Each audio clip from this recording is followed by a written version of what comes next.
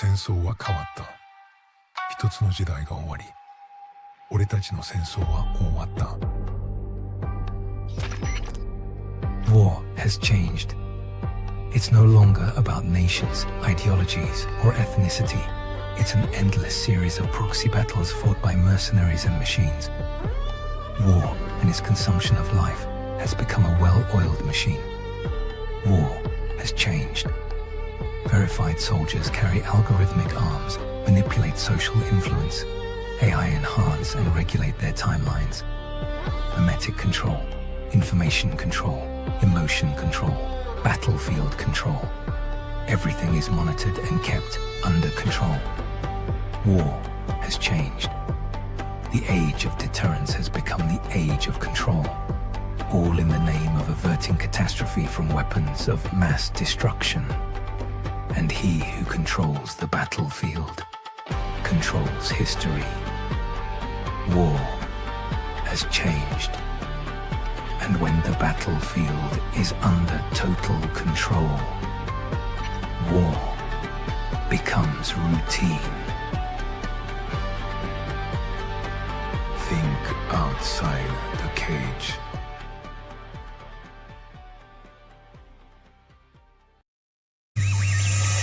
The world is getting crazier. People are acting more and more insane. The end of the world is tomorrow. Tomorrow. There's only one thing to do when the world is falling apart. Listen to Basil and Gonz as they discuss this week's news and events through the lens of Bible prophecy. You are listening to Canary Crime News Talk. You're listening to Canary Crime News Talk. Today is August 19th, 2026. We are live to tape on episode 968. And today, Quantum Quartz. Signing on from Off the Grid, Razzle Basil. I'm your best buddy, Basil, and you are not crazy.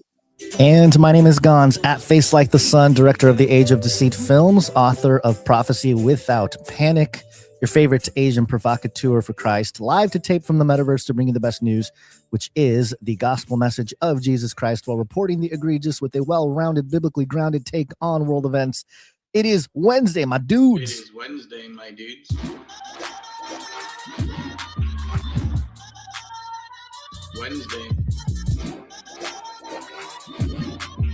Wednesday. It is August 19th, which means it's National Aviation Day. Congratulations to all of you airplane people. It is Orville Wright's birthday. He was born on August 19th, 1871. President Franklin D. Roosevelt established the National Aviation Day in 1939. And of course, they achieved their famous flight on December 17th, 1903 there in North Carolina. So, yeah, there you go. Impressive. Where would we be? Where would we be? We would not be going to and fro with increased knowledge if it wasn't for the Wright brothers. Yeah, and it only took about 60 years after that to fly to the moon. Well, they had to, yeah, of course. And then they lost all the technology to do it. I don't know what we're doing. Isn't that annoying when that happens? I'm losing stuff all the time, too. I know, me too. Yeah, I can totally relate to the government losing the technology to take us to the moon. But, you know, there are other ways to get to the moon now, Basil. We got portals. Portals, baby. And drugs. And drugs.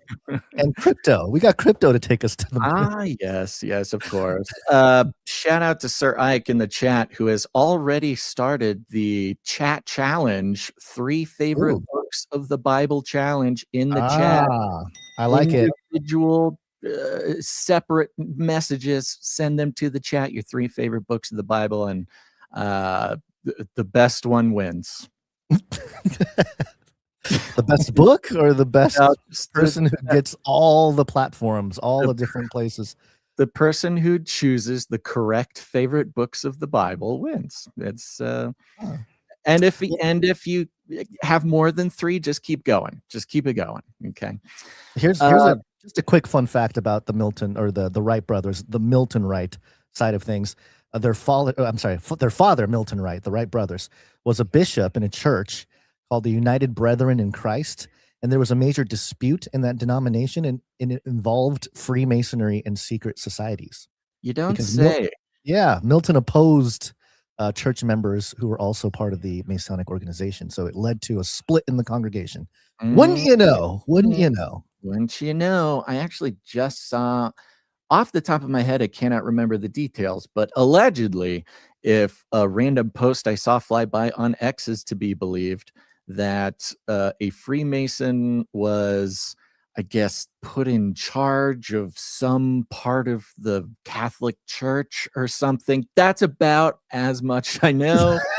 And Okay. that's about as much as that's how confident I am that it was actually a real story. I saw on X while scrolling. Yes. It was like the Pope made a Confidence Freemason the head of something. I don't know. Who knows? Okay. All right. Well, you know what we should do right at the top is mention Cage Rattler Coffee. Yes. I was going to do that too. We are of one mind.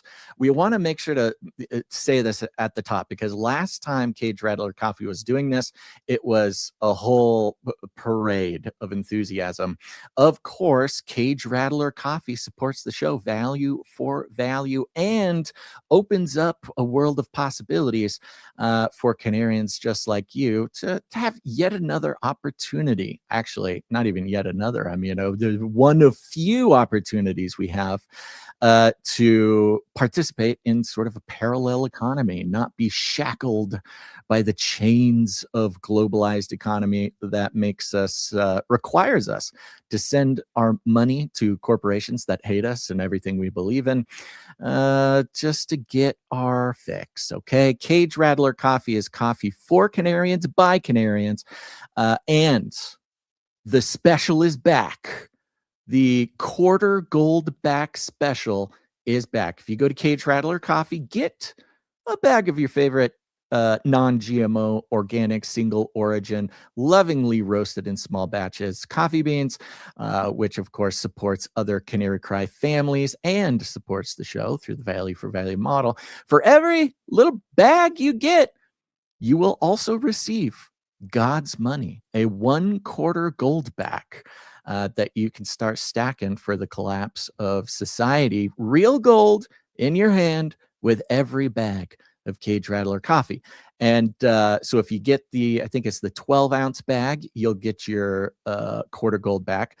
If you get the 3-pound bag, you'll get 4 1/4 gold backs. So it just keeps multiplying, right? It's like loaves and fishes.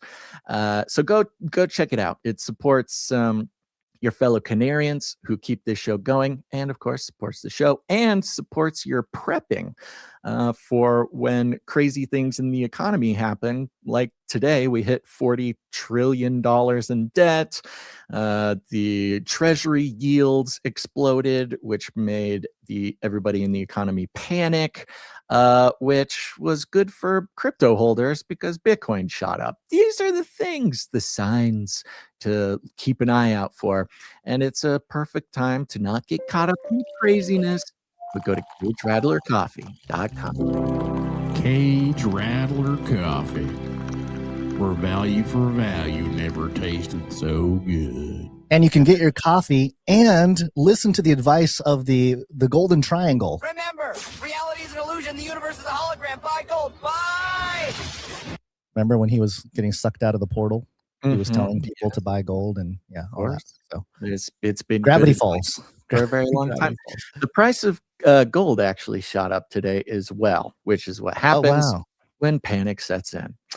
So get your coffee, get your gold. It's all going to be very important when the time comes. One of these days, you're going to need gold to get your coffee. That's this true. is just a great hedge against. And you'll be happy that you had your gold backs, so you didn't have to scrape a little bit of gold dust off of a gold bar because your denominations of gold stacking were in ludicrous amounts. Okay, Gons, I'm glad you're here. You were almost not here today. Yes. Where have you been? I was summoned by our courts to serve as a potential jury. Got called in for jury duty. I think depending on where you are in the country or what part of the I guess, in America, what state you're in, I'm sure everybody has different experiences with jury duty. When I lived in Orange County, it was a miserable experience. Everyone's bitter and angry, and they're grumpy, and nobody's Everybody's got happy. better things to do. It's Orange Yeah, County. nobody's Time happy. is money. Time is money in Orange County. Yeah, but here I walk in, everyone's friendly, they're smiling, they're like, hey, thank you for being here. They're very generous, they're considerate. They're like, hey, look, we understand you probably have million things you could be doing right now, but we're very grateful that you're here and that you're taking time out of your busy lives to potentially serve the nation, the country, and all this. It made you feel very patriotic. Your And civil I duty. Yeah, our civil duties. And I had never gotten past like the original, like, hey, you walk in and you sit there and you wait all day. That the first couple times I was summoned, I just sat there in the waiting room, just like, okay, waiting for my number to be called. And then a few hours later, they're like, all right, you can go home. Well, yesterday was the first time I got called into the third floor of the building, which was I was one of 70 people potentially being picked for the actual jury for a cold case murder trial. I mean, it was intense, man. You made it. Yeah, it was crazy. And so they assign you numbers. Random number generator is what they told us, which I'm sitting there going, it's not random, but it's okay. It's fine. Random. Yeah, the quantum mechanics tell us otherwise. But in any case, of course, I'm thinking I'm going to be number 33. I can just feel it in my bones. Lord, give me a sign that not only am I not going to be 33, but that I'm not going to have to go into this situation and become a jury, because it was a 10-day trial, Basil. I don't have 10 days to take off. So that would mean I would have to do solo shows all the way up and through the Burning Man research trip. Yes, that would have been rough. Nobody wants that. Nobody. Out of the 70 people, I get picked. I'm number 32, Basil. Oh, that's hilarious. I saw it as a sign from God. I said, thank you, Lord. But at the same time, I was sweating because I really had the feeling that God was like, don't worry, you're not going to have to do this, but, pay attention. So we go into the courtroom, no phones. I felt like I was watching an episode of Law and Order or something. It's very intense. You got the man accused of murder standing there. You got the lawyers, the prosecutors, the whole thing. The whole guy court was system. Actually there. He was there. Yeah. I mean, the whole thing, it was gnarly. And it just so happened that the first 18 they picked to go into the box to, get interviewed and all this stuff for the jury, they were able to basically find about 8 out of the 12 jurors there. And then with the backup, they needed like 3 backup or whatever. They summoned up till number 25 and they got their 12 full and then 3 substitutes or whatever. So I didn't have to actually sit on the stand and get questioned by the lawyers and stuff like that. But man, it was a really interesting experience. And the whole time, all I can think about is, man, our judicial system, our governance, our courts really is just a little microcosm of the heavenly courts. You can see it, right? You can see in the ritual. Yes, all the ritual, the objects, the costumes, all the whole thing. And also I was reminded, it all came back to me that I was taught all these things in like 4th grade or something. We did mock trials and stuff in 4th or 5th grade. So that was all coming back to me as well. But it was very interesting. And yes, we all had to stand up and let the judge come in, the honorable judge, and, the whole deal. And they made it really cold in there. It's kind of a warm season right now. And they made it icy, icy cold in there. So it had that extra feeling of like, of some kind of aura, this like, otherworldly. I don't know. Yeah, just like we're stepping into this cloud of witness or something. It was just this really intense experience. But it was a good one. It was, again, both partly patriotic and partly just recognizing the spiritual imprint of the heavenly realms, the heavenly courts. And we'll get into that a little bit later. But yeah, thankfully, I don't have to serve 10 days of jury duty or jury's actual jury. But I came close. That's pretty close, So.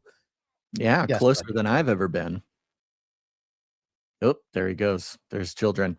Yes, I won't even go on the rant, my previous rant about the way that laws are formatted and written, reflecting some ancient formatting of grimoires and the whole thing, the pomp, the circumstance, the ritual, the ceremony, the man's attempt to maybe recreate some sort of sacred version of rule of law. It's all very Yeah, there uh, is authority, there is power in overall. the symbols and the not just the objects, but sort of I guess it's the ritual of doing certain things, and there's the transcriber, it was interesting also. I thought people Right. type. Don't they type usually everything that's being said? This gal had a microphone that was wrapped in a giant sock. Yeah.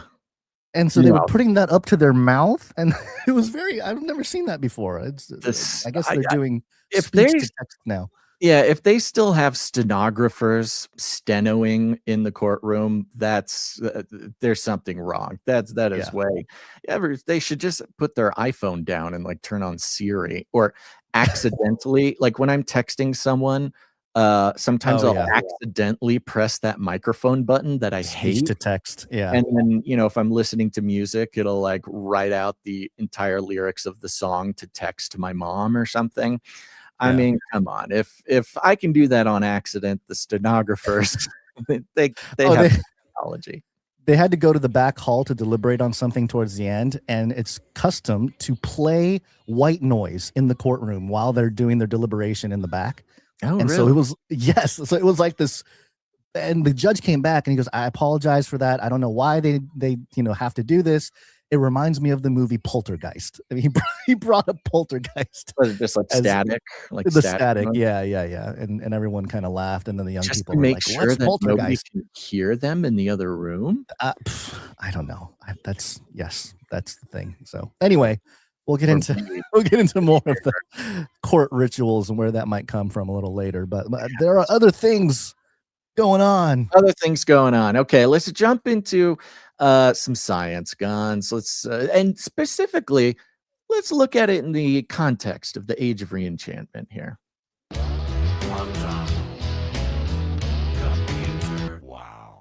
Wow. And this is Re-enchantment. Mary Poppins song, maybe? Mary Poppins. Yeah, there you go. It works.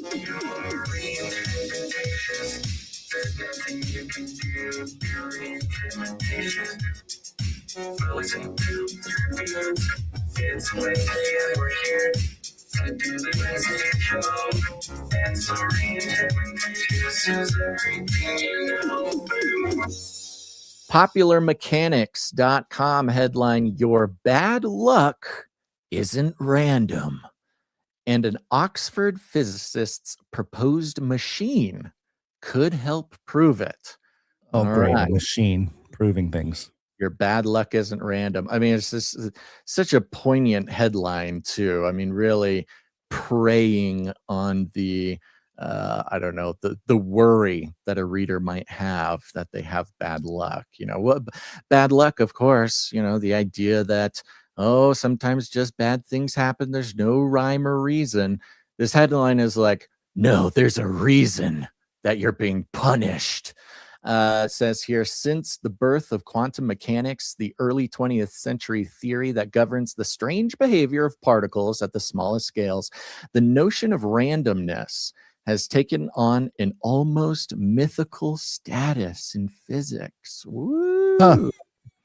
So we've got this sort of scientific angle on the re-enchantment, right? The age of re-enchantment. Everybody's waking up that there's an invisible realm, that there's a spiritual world, there's a spiritual war, and everybody's trying to figure out now. The scientific materialism has been destroyed, but of course, the scientists won't let go that quickly. But to put it you could see them putting this into the context of the re-enchantment. Hey, randomness has taken on an almost mythical status in physics. However, some scientists theorize that quantum mechanics is incomplete because it's missing the underlying truth that events aren't totally random after all. I love it. The language of underlying truth, which of course Right. is like exactly what the supernatural is, right? Yeah. Over time, that idea has seeped beyond physics itself, shaping a broader intuition that a deep-seated fundamental structure determines the outcome of even seemingly random events. Uh-huh. You Like mean God, maybe? like God, right. Yeah, right. So it's kind of interesting.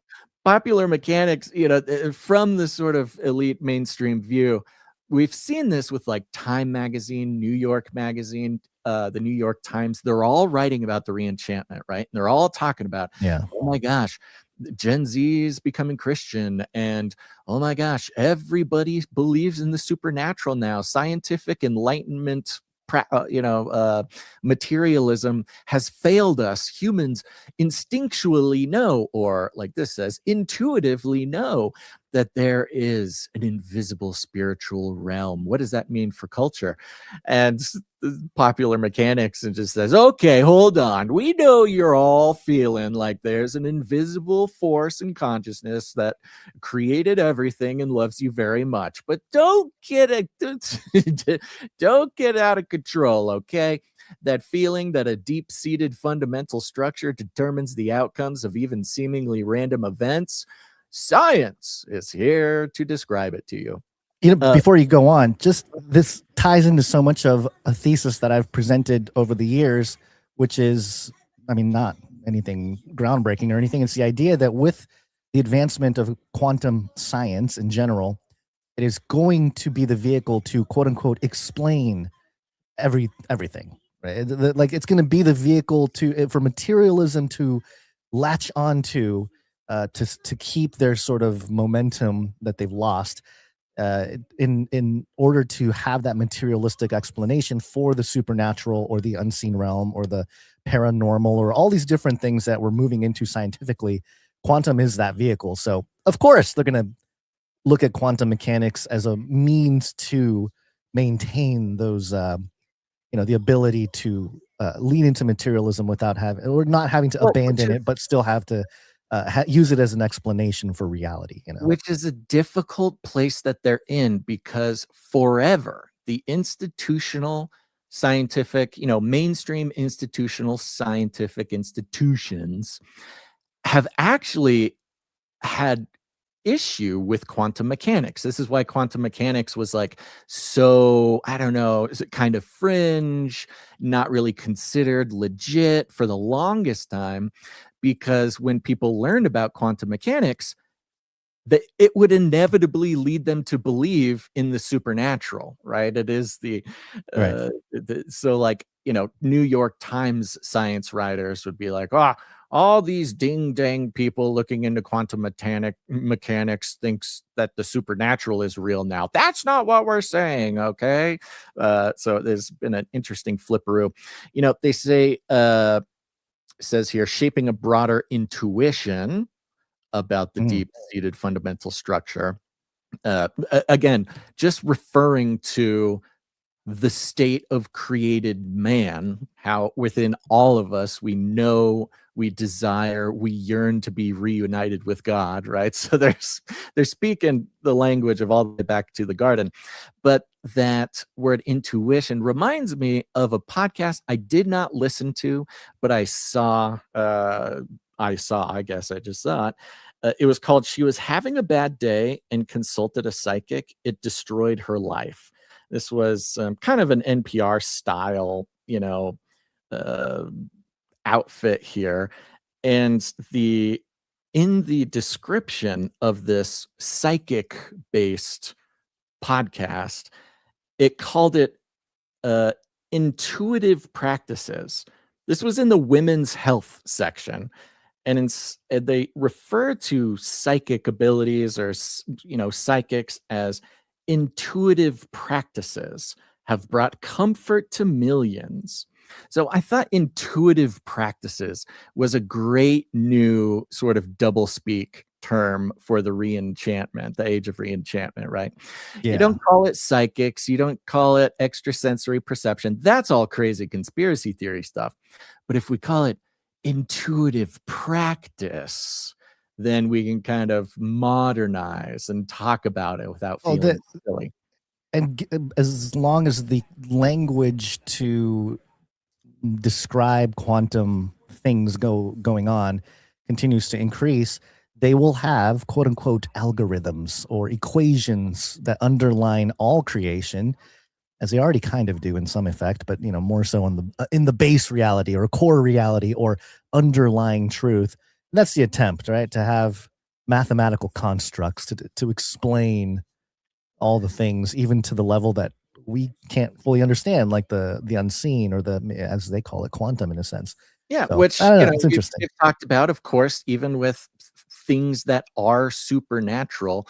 Jesus is the logos. A difference between Christianity's understanding of God is that God is logical, is the logic of the universe. Is the right? logos. So, Yeah. So all these, the logical fallacy questions that people have, like, could God make a rock so big that he couldn't move it? The question is outside of logos already. Anyways, deeper conversation, but let me get back to popular mechanics. Let's see here. The idea seeped beyond physics itself, shaping a broader intuition that a deep-seated fundamental structure determines the outcome of even seemingly random events. And if such uncertainty lies at the core of reality. Now, look at that little switcheroo they just did there. Because what they're saying is there is no randomness, there is no luck. There is a structure. It just appears as luck or randomness. Right. And then the next paragraph, they call that uncertainty. So a fundamental structure and order of the universe is uncertainty. So you've already got this beautiful sort of NLP cognitive dissonance just right in the language they use. And if such uncertainty lies at the core of reality, then it could if structure and order and purpose and reason exists at the core as an uncertain core of reality, then it would imply that these rules not only influence physical phenomena, but could also influence the random events in your life, good and bad. Yeah, well, he makes it rain on the just and the unjust. How do they know? How do they understand good and bad? How is the author of this article determining what is good and bad if there is no objective base reality? Gotcha, popular mechanics. If reality, I mean, that is an irony, because yes, of course, if there is a fundamental organizational structure at the base of reality, then there is good and bad, going against the materialist quote unquote objective view that morals are a creation of humans.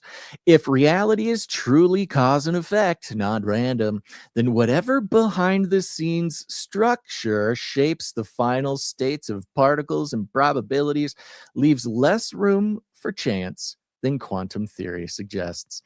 Timothy Palmer, PhD, a Royal Society research professor in climate physics. Yikes. Is the climate, the climate change scientists, they're looking for other work these days. So he's trying his hand at proving God with quantum physics. I mean, there's no better equipped and trained scientist to navigate the psyop of trying to keep people locked into scientific materialism during the age of re-enchantment than the experts in climate physics, right? No other category of scientist has mastered the ability to make people disbelieve their own eyes and facts than climate scientists. Climate All right. change. At the University of Oxford, thinks there's a way to test whether or not quantum mechanics is a complete framework using quantum computers. He thinks it might not be because capturing the full hidden order of reality means the math used to describe it shouldn't add possibilities that don't exist in nature. For example, the observable universe never actually requires infinitely precise numbers, as we derive from numbers like pi, the never-ending ratio that defines every circle. But the theory of the subatomic world relies on what physicists call a continuum, a smooth spread of numbers with no gaps, stretching infinitely between any 2 points.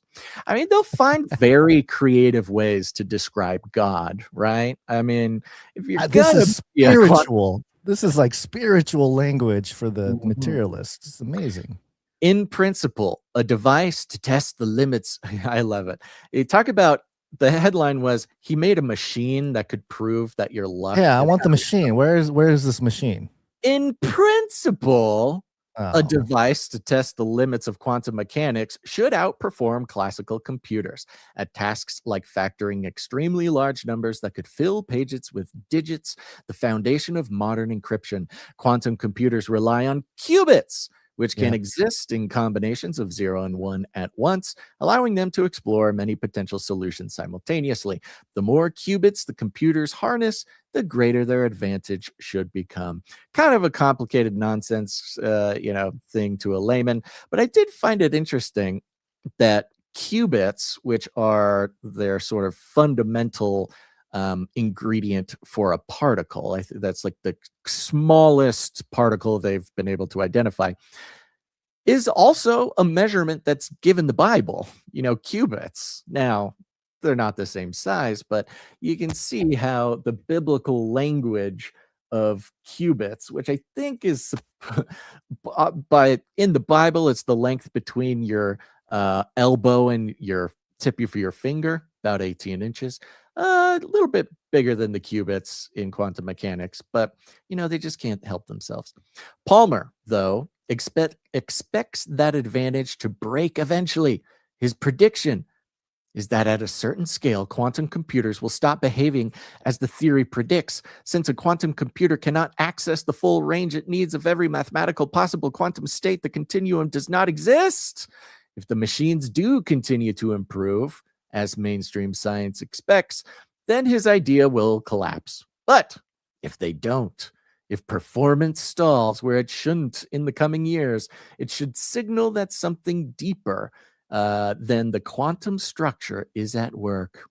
However, mainstream scientists are skeptical because they think quantum computers wouldn't ever hit that limit. So what he's saying basically is they're laying out a very interesting.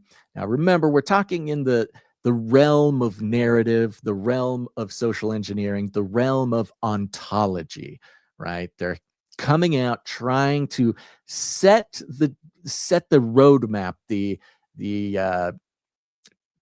dichotomy. Some might even say false dichotomy for those who are becoming re-enchanted, coming to the realization there is a supernatural realm, using the language of the supernatural to draw them in here, and then setting before us,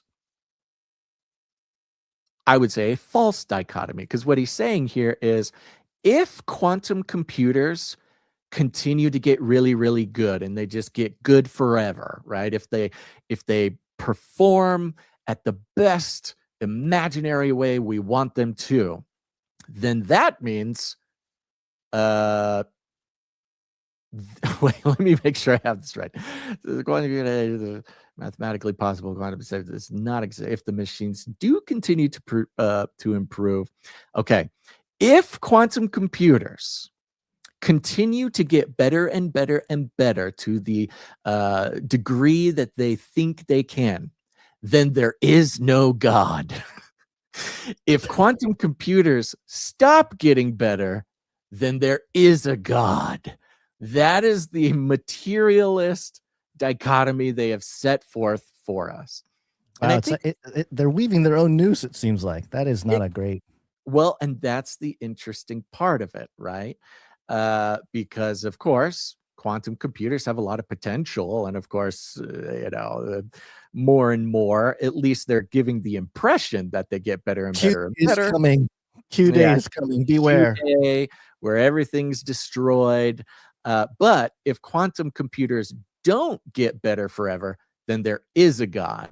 And so they are literally laying out either we create a God through technocracy and technology, an infinitely powerful quantum computer, which in their paradigm would equal a God, right? Or if quantum computers don't get that good, then there is a God. It's a very interesting roadmap that they're laying out here for us. Okay, so let me try to digest it. So they're saying that there either is a God and that their quantum computers will find its limits, so to Find the speak, limit, right? or they will create God with quantum Exactly. computing because they will tap into that infinity or that eternal.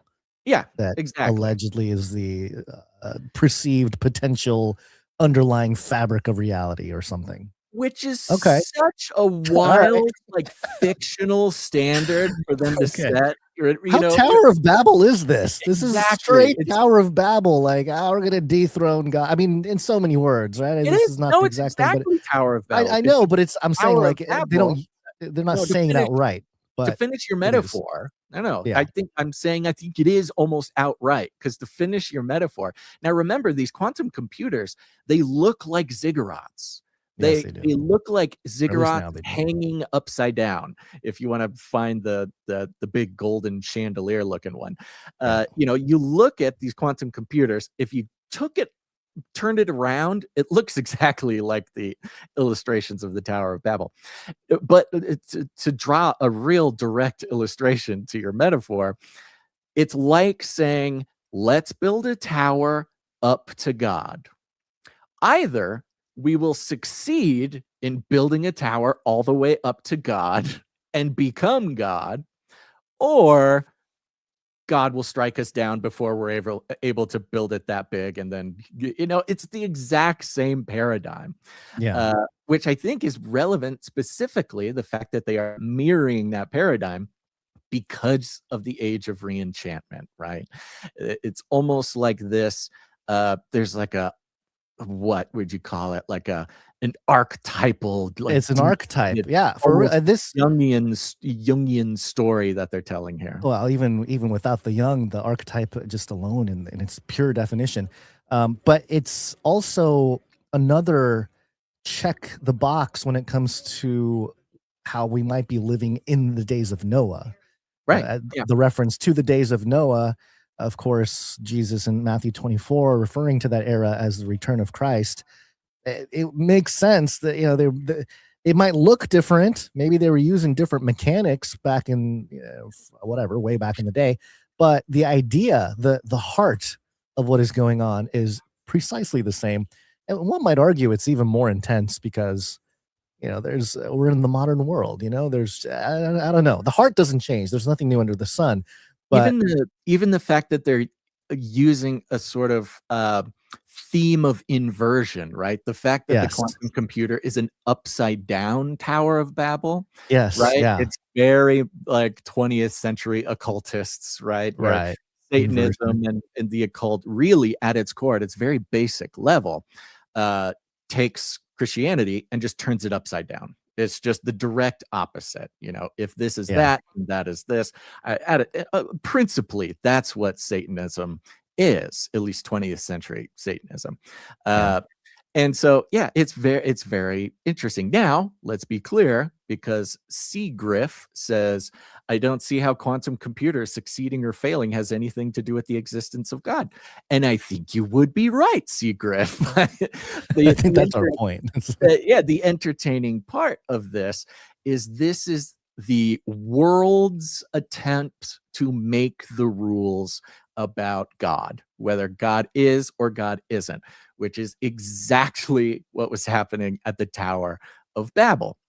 To finish this out here, says, where did I stop? Here we go. For That's now, just for now. Yeah. we can only speculate about whether or not next generation quantum-based machines could fail to scale up as Palmer predicts.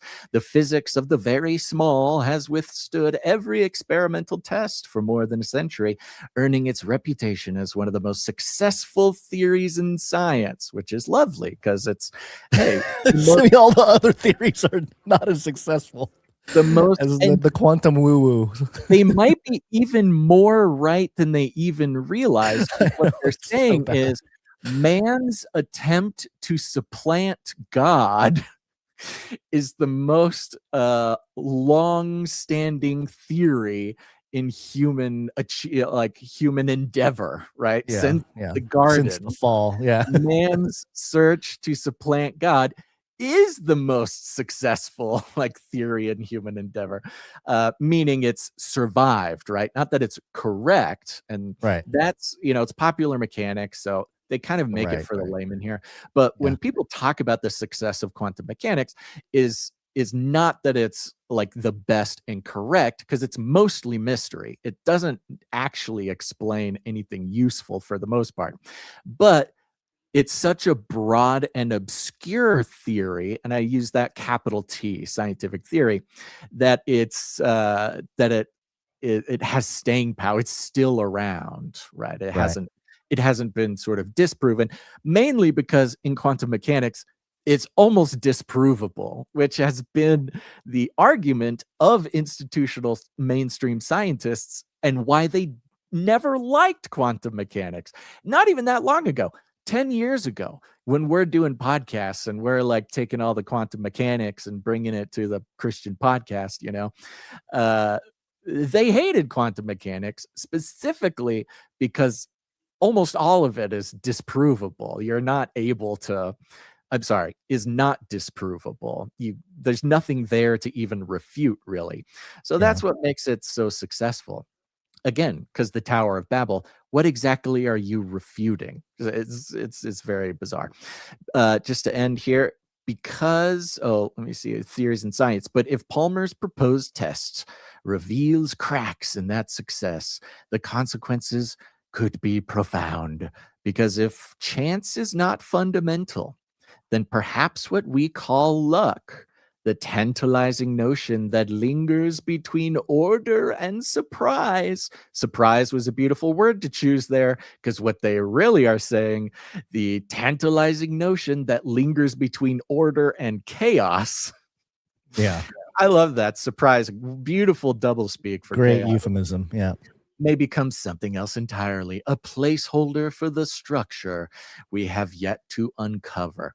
Now, whether or not there's any real valuable scientific information in this article, it is popular mechanics. They're sort of embarrassing to science because they love doing exactly what scientists say they hate, which is take science, extrapolate, make it fun for the layman, and put some woo-woo on it, right? They're aggregating the philosophy to present to the masses in a sense. Right. This is part of the I guess as I mentioned earlier, quantum anything being the vehicle to tap into the topics of eternal or infinity or these sort of unattainable conceptual ideas. Quantum is that vehicle for science to maintain some sort of authority in discussing its stance in the philosophical conversation about the nature of reality. And I don't even know if the author or popular mechanics, was attempting, because remember, we're living in the world of narrative, social engineering. We're in the age of re-enchantment. How does the machine, how is the adversary, how is the beast system sort of changing their strategy, their tact, their messaging, their narrative in this time when humanity is en masse coming to the realization that their intuition, there is a God-given compass inside of us that leads us to the supernatural, right?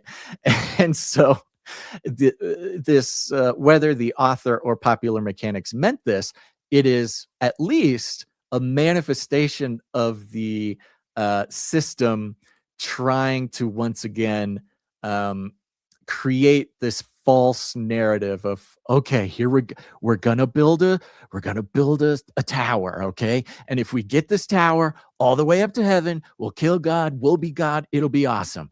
But if we don't do it, then that means there's a God, right? Almost setting a scientific line in the sand, which has been the aggravation of science, between science or enlightenment values or whatever, and religion or spirituality for our entire history, has been the line of the sand. How could science prove or disprove God, right? That's sort of the, like, it's a statement so absurd, right, that to even insist on that as a question that could be answered is in itself a sort of deception. It's part of the deception. And so, here we go. I think it's the next weapon for the detractors of God to wield in an attempt to slay him, basically, in the context of the Tower of Babel and climbing the tower and dethroning God. It comes from the place of pride, and it is inherently spiritually antichrist. I think you can say that with confidence. Exactly. And I think it's extra interesting in the world of rhetoric and narrative and mind control, because this idea of luck or randomness, we have a very different relationship with that idea nowadays. Yeah, no, this is you're right. Yes, very pagan. Because of algorithms, in this sort of, algorithms. because of the technocratic, beast system we're living in, we have.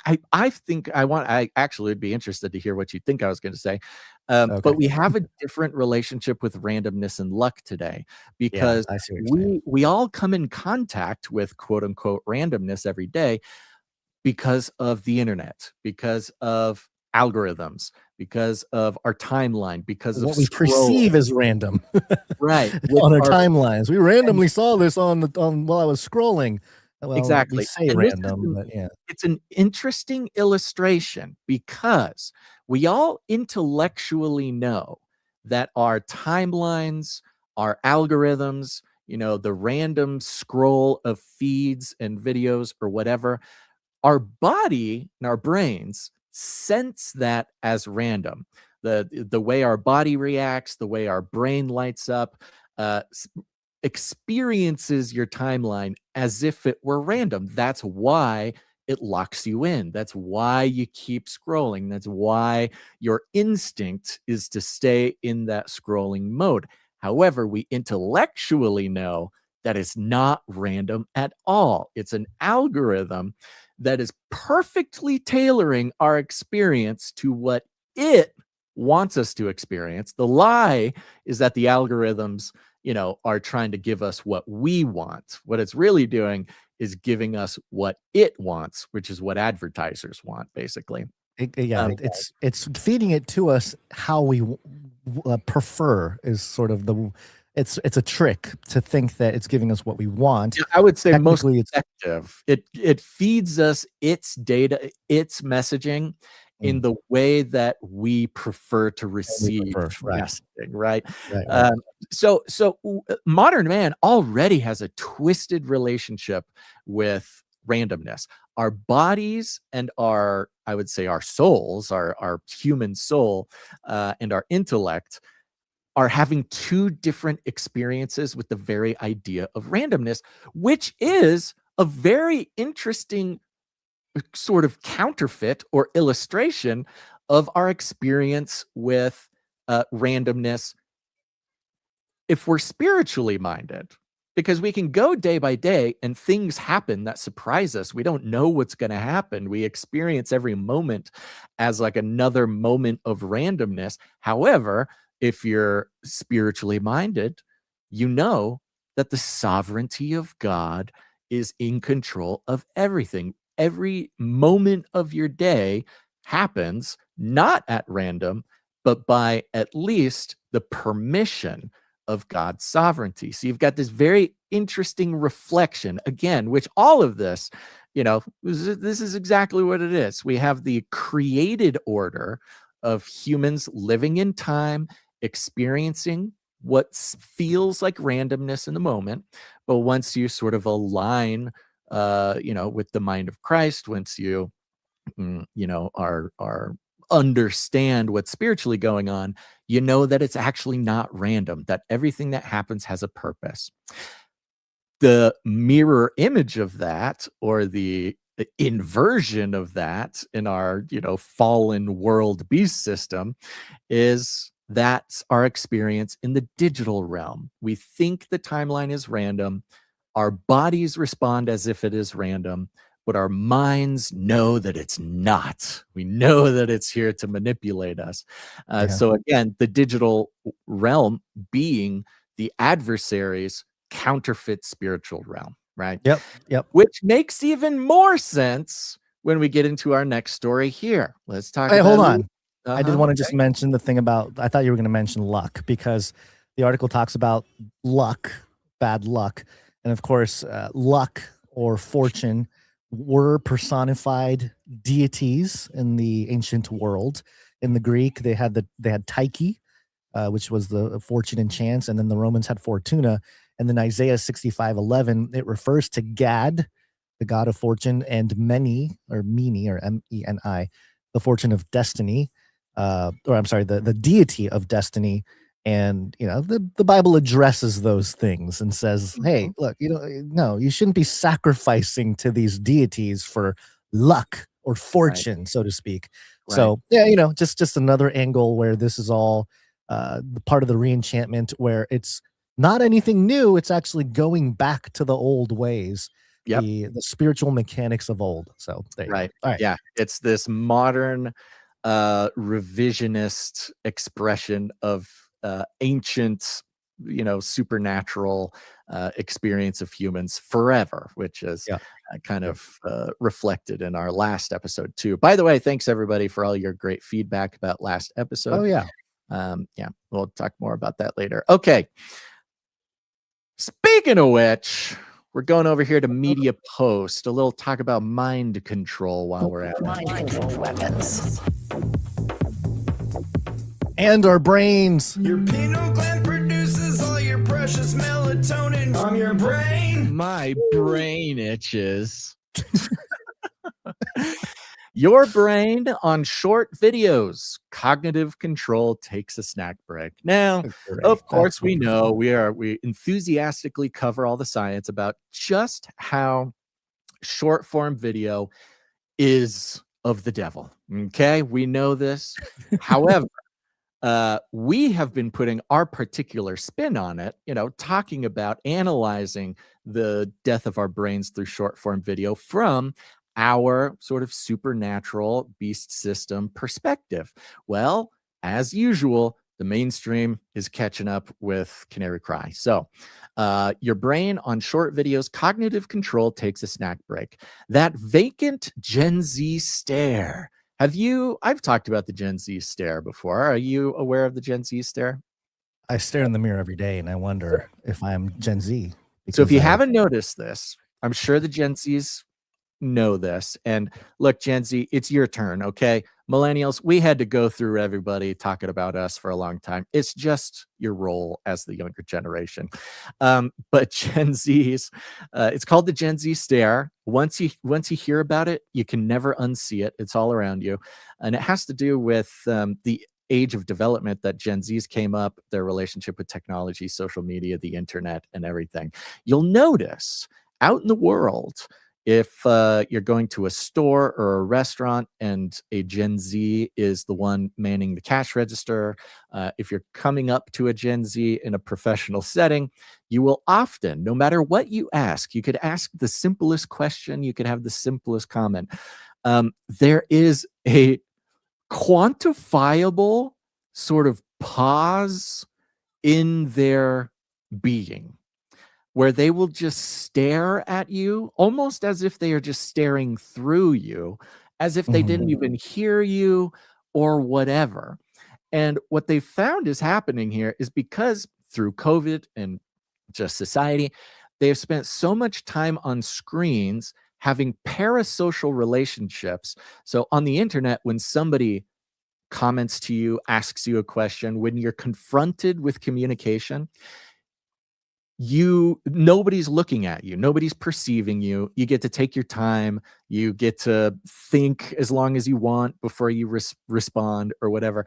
And this has somehow been programmed into many Gen Zs, where even when they come face to face with a human communicating with them, they need this extra long time where they are just deadpan, staring through you as if they're staring at a screen, because They're their brain, processing. because they're not used to having to process quickly communicating with somebody.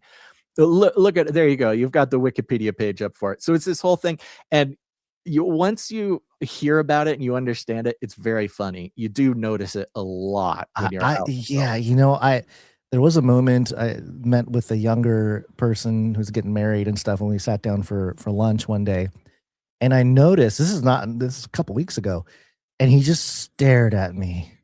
Yeah. Like, and I thought, you almost want to like wave your hand. Yeah, I was kind of like, hey, and I kind of tried to break the ice and start the conversation.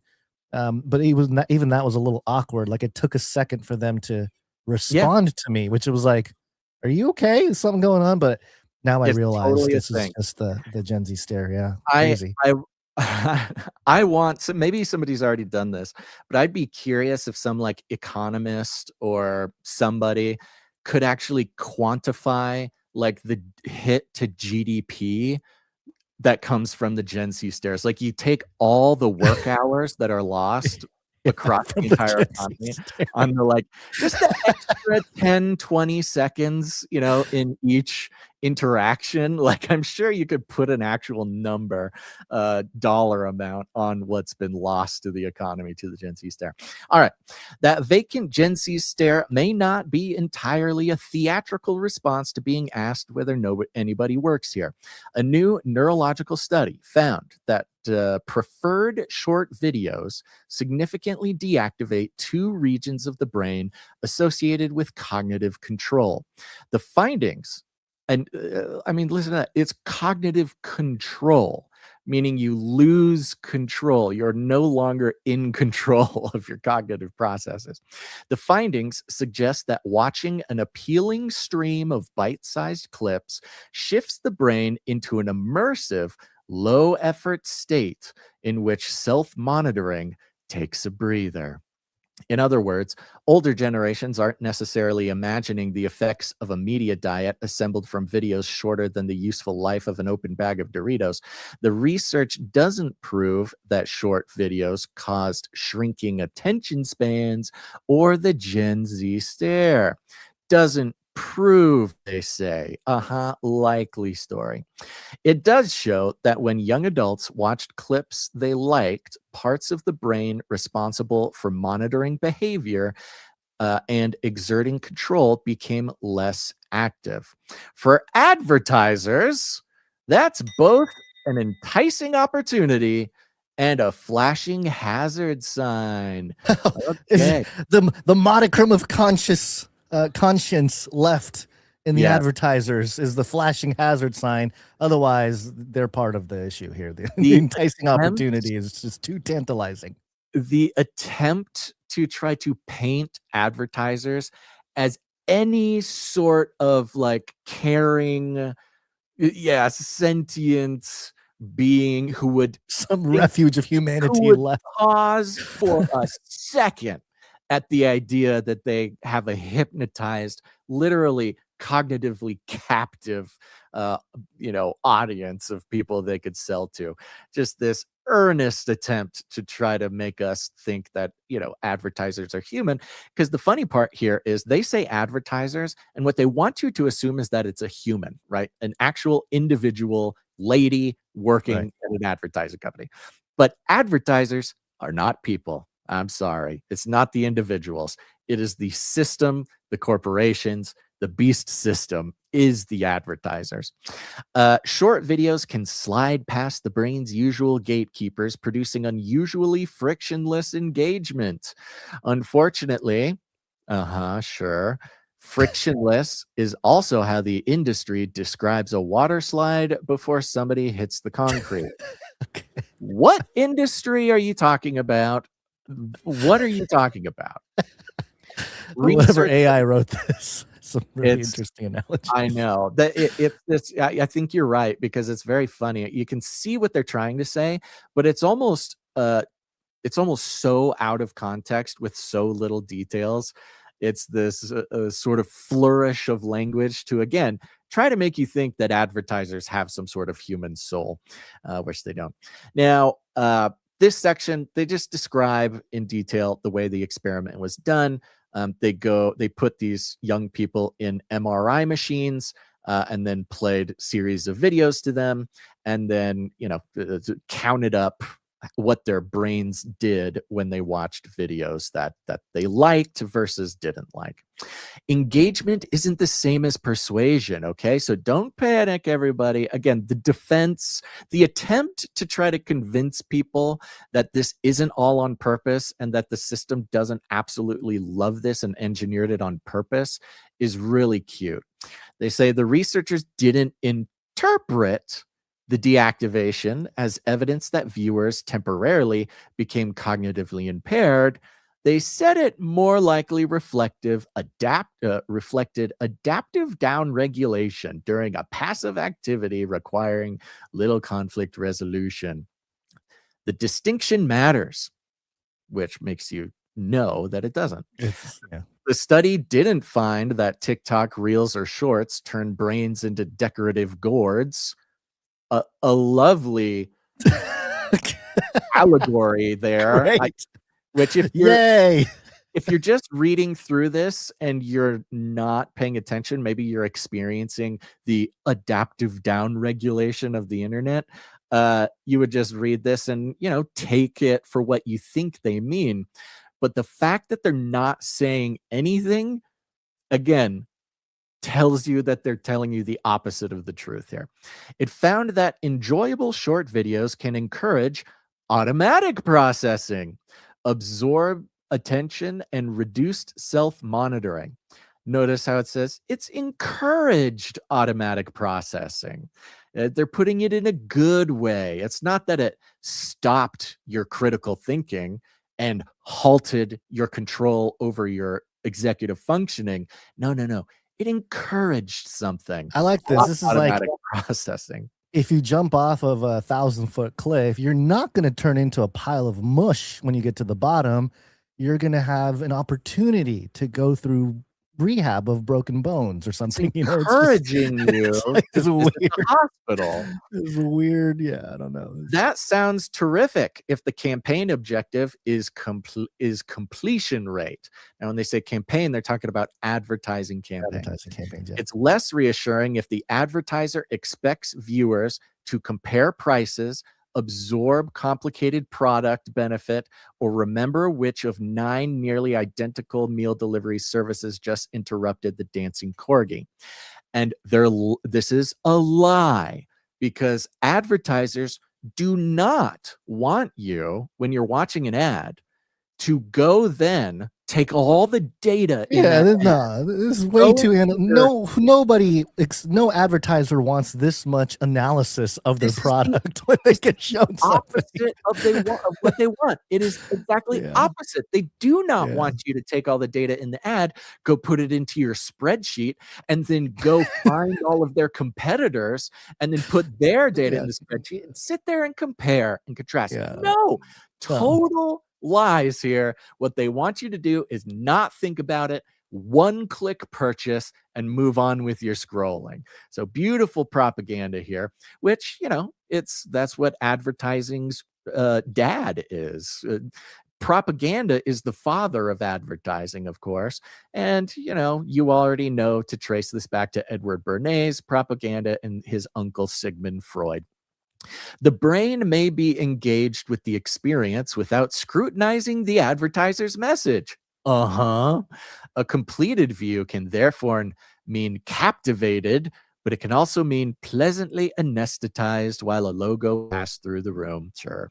Researchers also found stronger functional connectivity between the two cognitive control regions during liked videos, even as activity in both declined. It's a great way of saying your brain activity declines. They declined They're really at the holding same on. rate, is what they're saying. It's like they took this horrendous study and they're like, they just throw it into Chat GPT, but make it sound positive. Just anything, Exactly. doesn't matter. Make it so it's not so. They interpreted, there it is again, that pattern as coordinated disengagement rather than increased cognitive effort. It doesn't mean anything. That's a more elegant scientific description, meaning a more propagandistic sales pitch of the two senior executives turning off their cameras during the same meeting. Now, they have this interesting part here.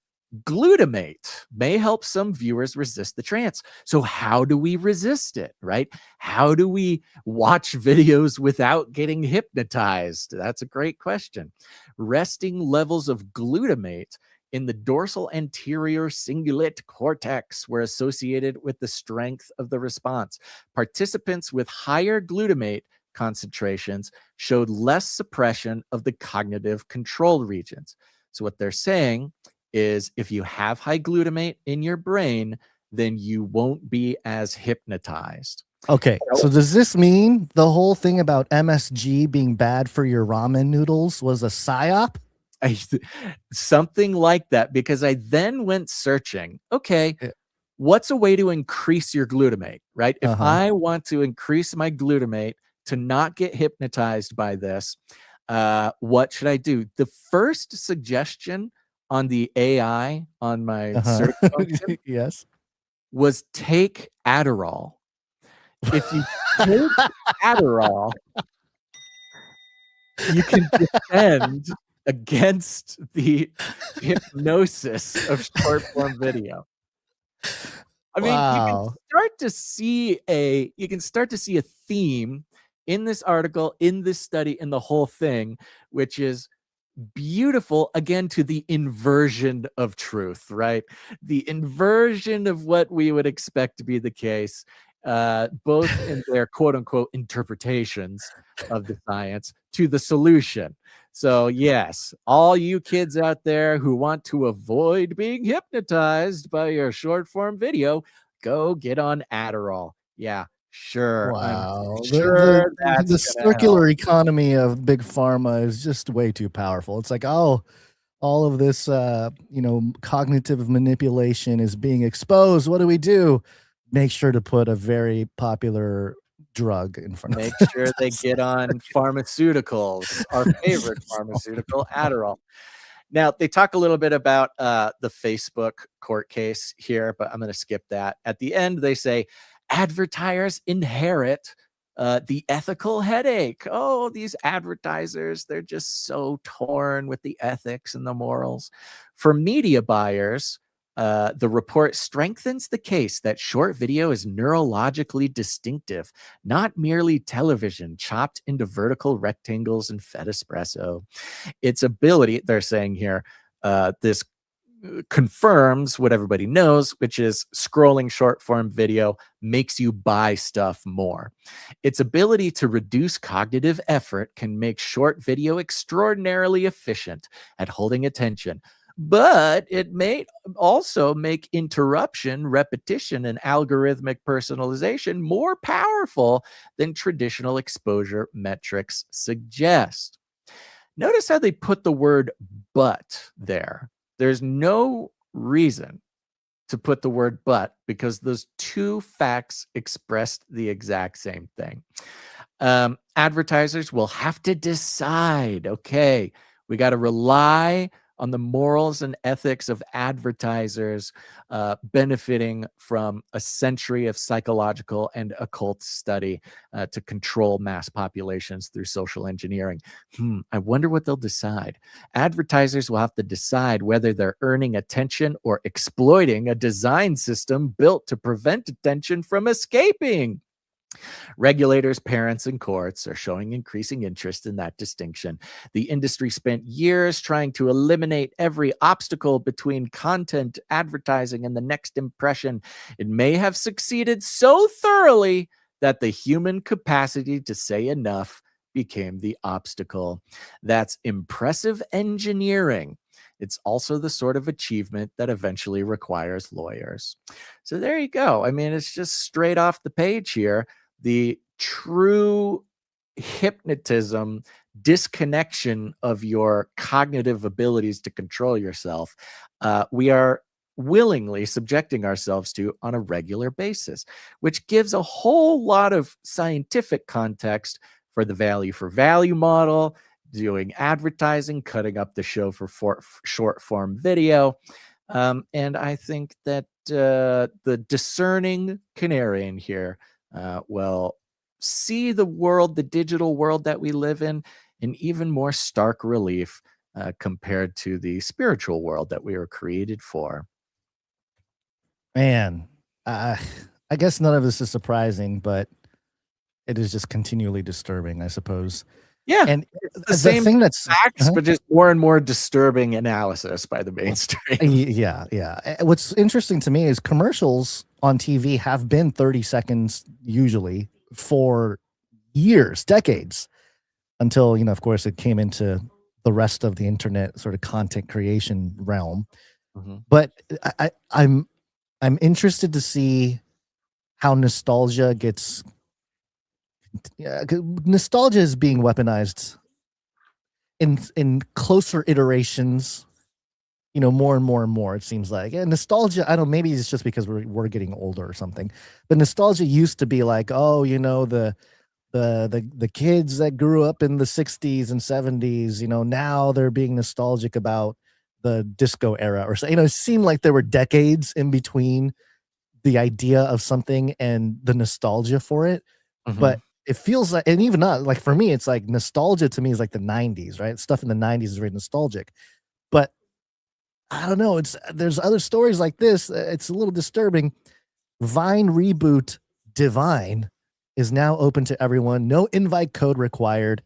This is a application that is, I think. Yeah, I mean, I've talked about Vine before. Vine is an incredibly nostalgic app for me. It was the first. Yeah.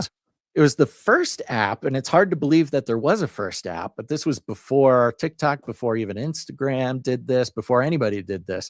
It was the first app where your timeline was all video, that you just scroll down and it's all video. And the beautiful thing about it was that the videos could only be 6 seconds. 6 seconds, correct.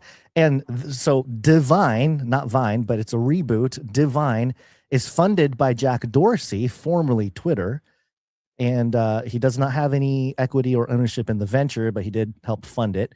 And I just found it interesting that there's, first off, it says here the results, according to Divine's creator, Evan Rabble Henshaw Plath, not Rabbi, but Rabble, is an app with lots of weird stuff that is also completely unique.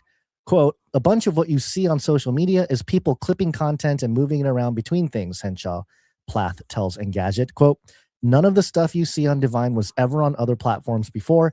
It was either on Vine originally or now it's on Divine. You're not going to see the same thing that you see on TikTok or Instagram. So the idea here, they're not allowing any AI content. That's one unique aspect of this. They're saying only humans and in only 6 second chunks. And so, between that and then this other part, Divine's public launch comes at a time when there's increasing nostalgia for quote unquote old social media platforms.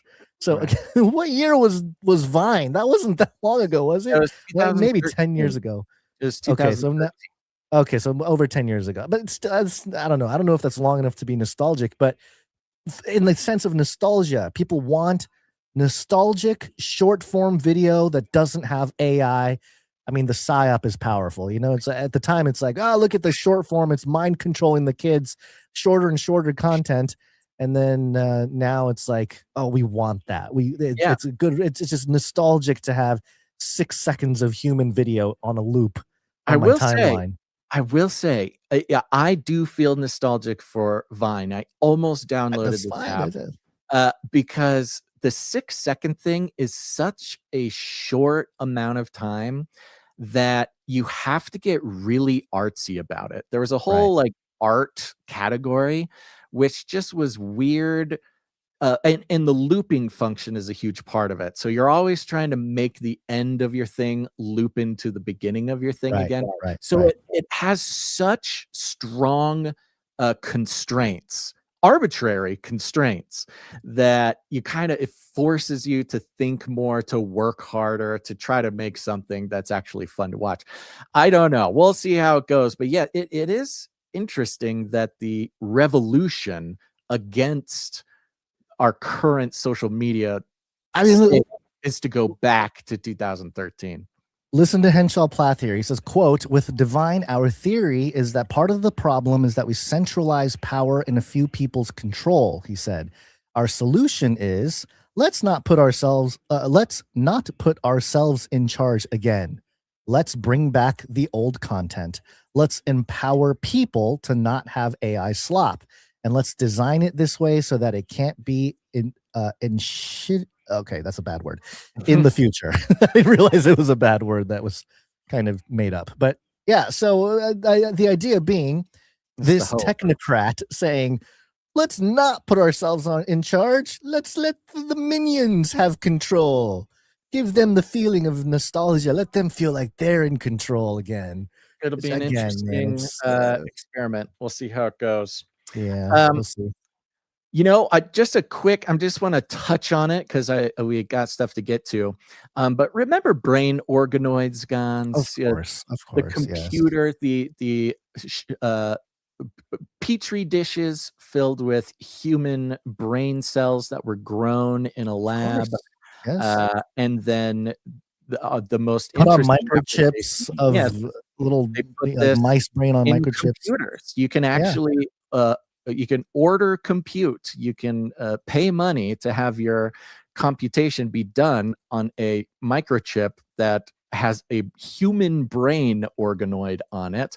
And remember, they figured out that if they didn't give these little human brains something to do between their work, they would go crazy and die. So they get bored. Yeah, they made up a little. They made up a little games. Screensaver life, little second life that the brains could live, which was they were a little butterfly. They could flap around and just kind of wander around, searching, much like the demons who, grope around in dark, cold places looking for some respite.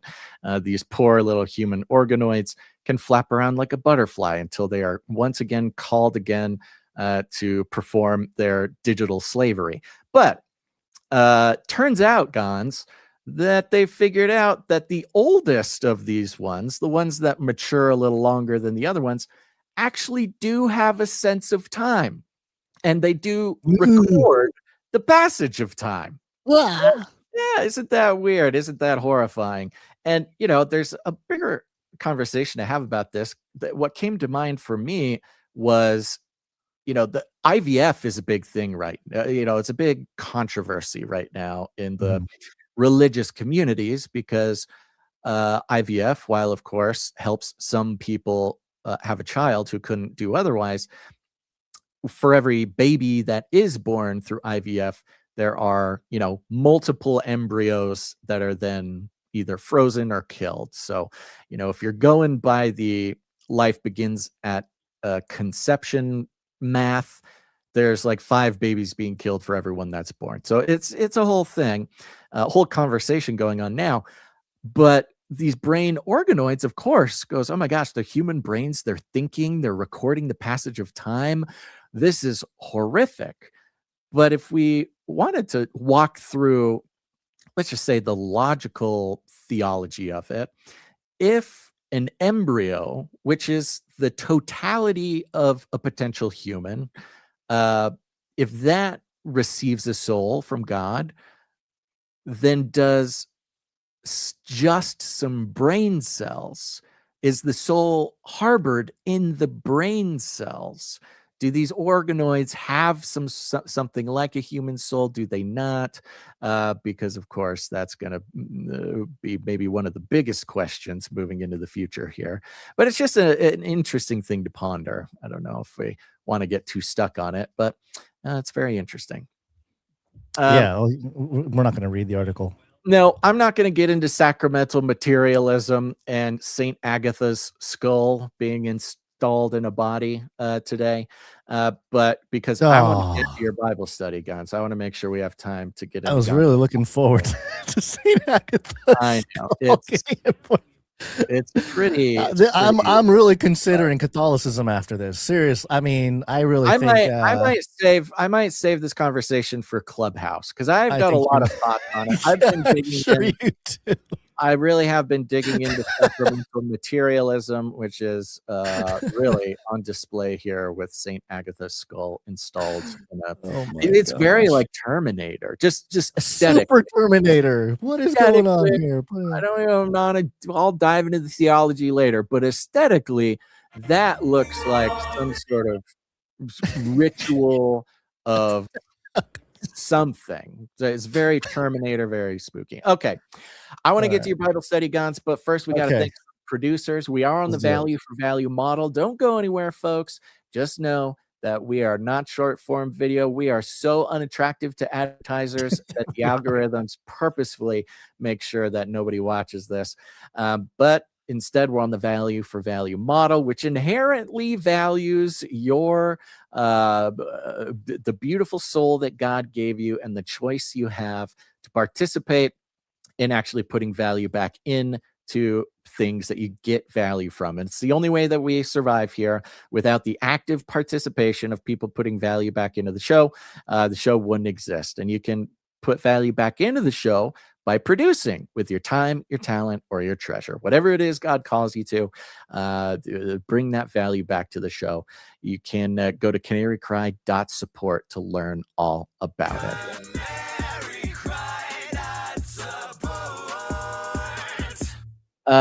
Short list today. Oh, look at that. A couple more people came in. But of course, I want to thank our executive producers first.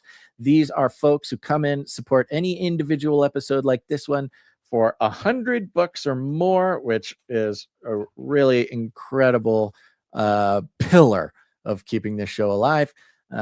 And of course, I want to thank our ongoing master of executive producers, Sir LX Protocol V2, Baron of the Breen Protocol.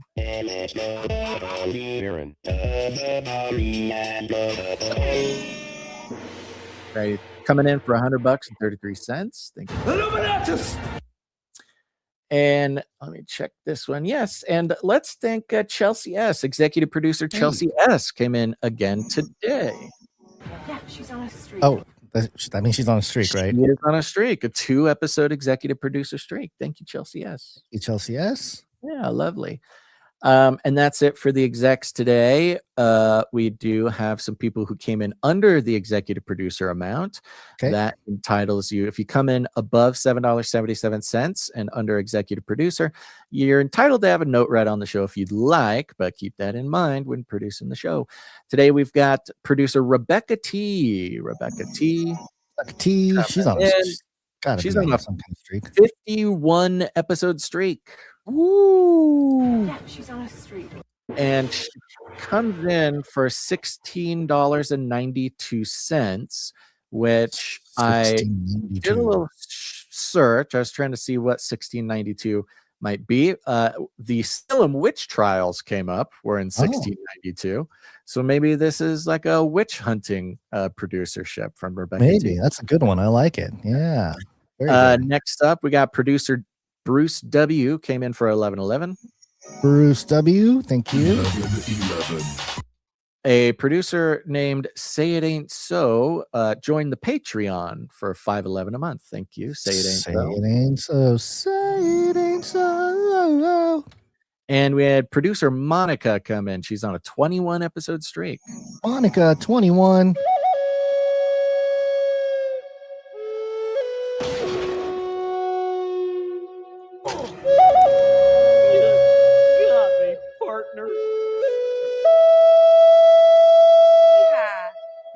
she's on the street. 21 gun salute Thank for you, Monica. Monica. And that's it for the producers that came in over $7.77. We got a couple people who came in under that amount. We like to thank them on Wednesday, usually because they're keeping big long streaks going. And of course, we have producer Dame Tinfoil Hat, keeper of the seeds, on a 236 episode streak. Thank you, Dame Temple Hat. Appreciate you. We've got, of course, Sir Casey the Shield Knight on a 650 episode streak. Sir Casey, the Shield Knight.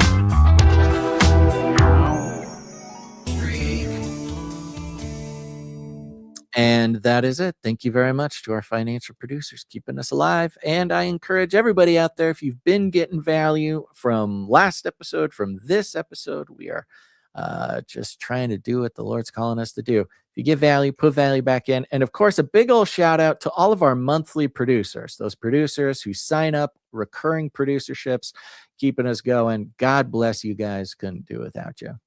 Absolutely. I think, did I see Sir Shield Knight in the chat earlier today? I think that was him. Yeah, Sir Casey was here. Right. There we go. Yeah. Nice. Good to see you. Appreciate you. Yep. Okay, and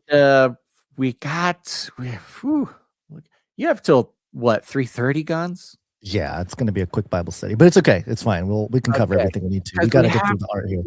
We got to catch up on art, and we have a couple voicemails too. You want to do the voicemails first? Okay. All right. If you don't have it ready, let's do the art. Okay. Art time first.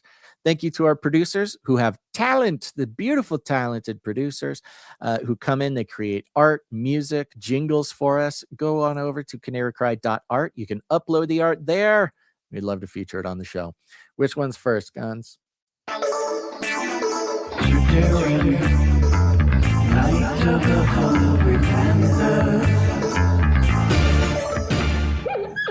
Sir Darren came in on the 12th with a couple train art. Is great. Lovely. Yep. Loved it. Keeping the train going. This one's great. It is a flatbed train car, very stylishly framed here. It's got two containers, not storage containers, but cargo containers on the train. Above it says, "Come on and ride the train."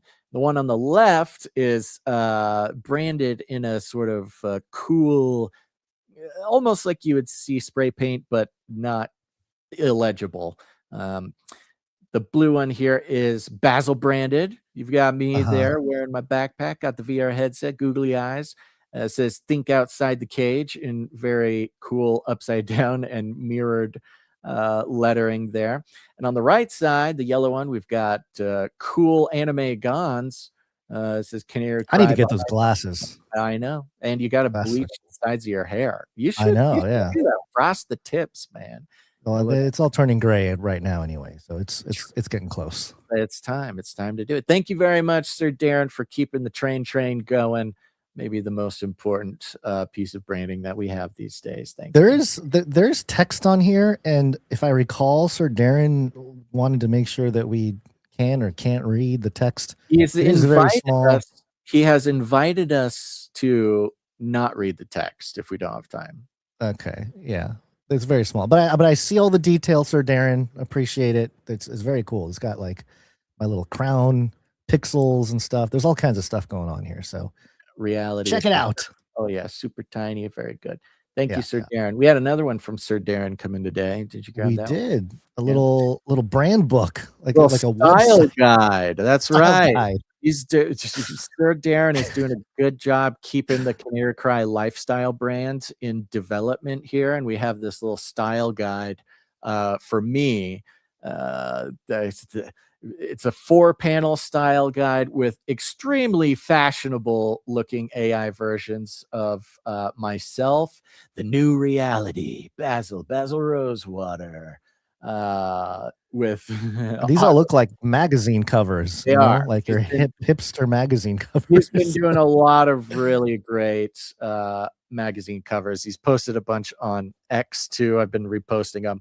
He's really inspiring. He's really inspiring. We know that we can no longer just be a podcast. We got to take a cue from Palantir and other, juggernauts of culture. And like Palantir, not a tech surveillance company, it's a lifestyle brand. And that's what we're trying to do here. So thank you very much, Sir Darren. Yep. Thank you. Appreciate it. Talk about being a brand ambassador. My goodness. I mean, that's right. How could you not want to listen to us if you see this while scrolling? Yeah. All right. We also have something from Jones, I think. Yes, Jones. Jones has an excellent piece of hand illustrated art here. Yes. It says Bird Series. As your therapist methodically analyzes your psyche, take time to pause. Notice the slowing passage of time. Feel your mind drift away. Feel the physical heaviness or lightness in your chest. Reflect on how distant those worries and external pressures feel now. And the image answers all your questions. The therapist bird is got the therapized canary in a chokehold and is choking him out, his eyes bulging, his breath slowly fading, which, a good solid chokehold will slow the passage of time and you'll feel your mind drift away and your et cetera, et cetera. Very clever, very fun. I love it. Thank you very much. Very good. Yep. And real briefly, because we haven't been able to address it here, KK at Rainbows in the Water Poetry. Thank you for all of the poems. They're fantastic. It would be wonderful if you could read them into a speak voice pipe message. Voice message. I will read one just because we've been sitting on it for so long, and this one is called Promise Beyond Sight. I'll turn the water on here. Is the water going? No. Or the streams? There it is. Beside the crooked broken post, it perched on a burned jagged stump. The mist was cool and rose swirling. There was gray as a grave without sun. Autumn arrived so long ago, yet warmth persisted as rust grew. Fall, a cool summer lingered, instead of icy rain or snow or dew. The harbinger cawed with urgency. Something drastic comes this way. So gloomy and dark, preternatural. Prophets all foretold a darkened day. Light comes after gloom and shadow. Morning may be gray, but there's a sun, the layer of gloom, peeled back suddenly. One day banished all sorrow. Come, love, the blanket of mystery and waiting, anxiety of longing for his light. Faith, the tiny flame that kept me going. That crow flew away. Now here comes Christ. There you go. So there's one example of the poems sent by KK at Rainbows in the Water Poetry. So Lovely. There you go. Thank you for that. Again, she sent a bunch, or he, I don't know. We invite you to go to canarycrynewstalk.com and click the green tab on the side or the bottom of the page. And you can actually read your poems, or anybody can leave a voicemail, 90 seconds there. And it's very engaging. I'd say it's fun. I mean, the work is magnificent, and Gons and I can read it, but it's even more special to hear it in the voice of the author, voice, the timing, the emphasis of the author. We find is even more special for the show. Speaking of which, for example, Nomen Prunte. Yes, I believe this is very good poems here. Segue. Here's Nomen Prunte. Wait, is this going to play? Come on. All right, hold on. I need a little refresh. Refresh. Nomen Prunte. Nomen Prunte here. This is Burial. Tonight, old man, you swim with the fishes. All you've earned is a pair of cement shoes. I hope you know it's nothing personal. My marker for the family business. Requirement for initiation. Your henchman filled the boss man full of holes. Instead of bowing out, he sprung the trap, robbed you of your weapon of extortion. Now we know we don't need your protection. And you see, you just can't kill a dead man. I'm done letting you drag me all over. I won't be part of your speakeasies. This town ain't big enough for both of us. Time to take a long walk off a short pier. 2 of us will go down to that river, but only one of us is coming back. Soon enough, you'll be pushing up daisies. Thank you. The water just seems to be very calming and leaning into the ASMR of it all. Sure. Nomen Prunte, appreciate it. I don't know why the water worked so well for both of these poems here, but it just, it just calms the mind as you hear the words. Thank you very much. We also have a message from Mist Brews. Is that right, Basil? Yeah, I believe. Let's see, Mist Brews. What's up, y'all, Canary folk? This is Canary B, I guess is my canary name. Oh, Canary B. For my people. Had some thought for food or whatever. One of these the Muslim people, they claim we worship 3 gods. Ask them if they believe in water. We believe in water. This water has 3 states. We see a cloud, we know it's a cloud. We see the wind, well, we don't see the wind. You know what I mean? Anyway, 3 states, yeah. Peace, love, and equality and power and glory to the God Most High. Love y'all, bye. There you go. Thank you, Canary B. Appreciate the Thank message. you very much. Yeah, the analogy or explaining the Trinity with water, the H2O analogy, the 3 different states of solid, liquid, gas. It's okay. Conceptually, I think it's a good argument, but if you're going to refute Islam or someone, if you're debating a Muslim or something, you could use that as a way to explain the Trinity. The problem is that it actually leans into something called modalism, which is a lot of people in theology would suggest that modalism is a heresy because they would say that God appears in different modes. There's the Father mode, there's the Son mode, and the Holy Spirit mode.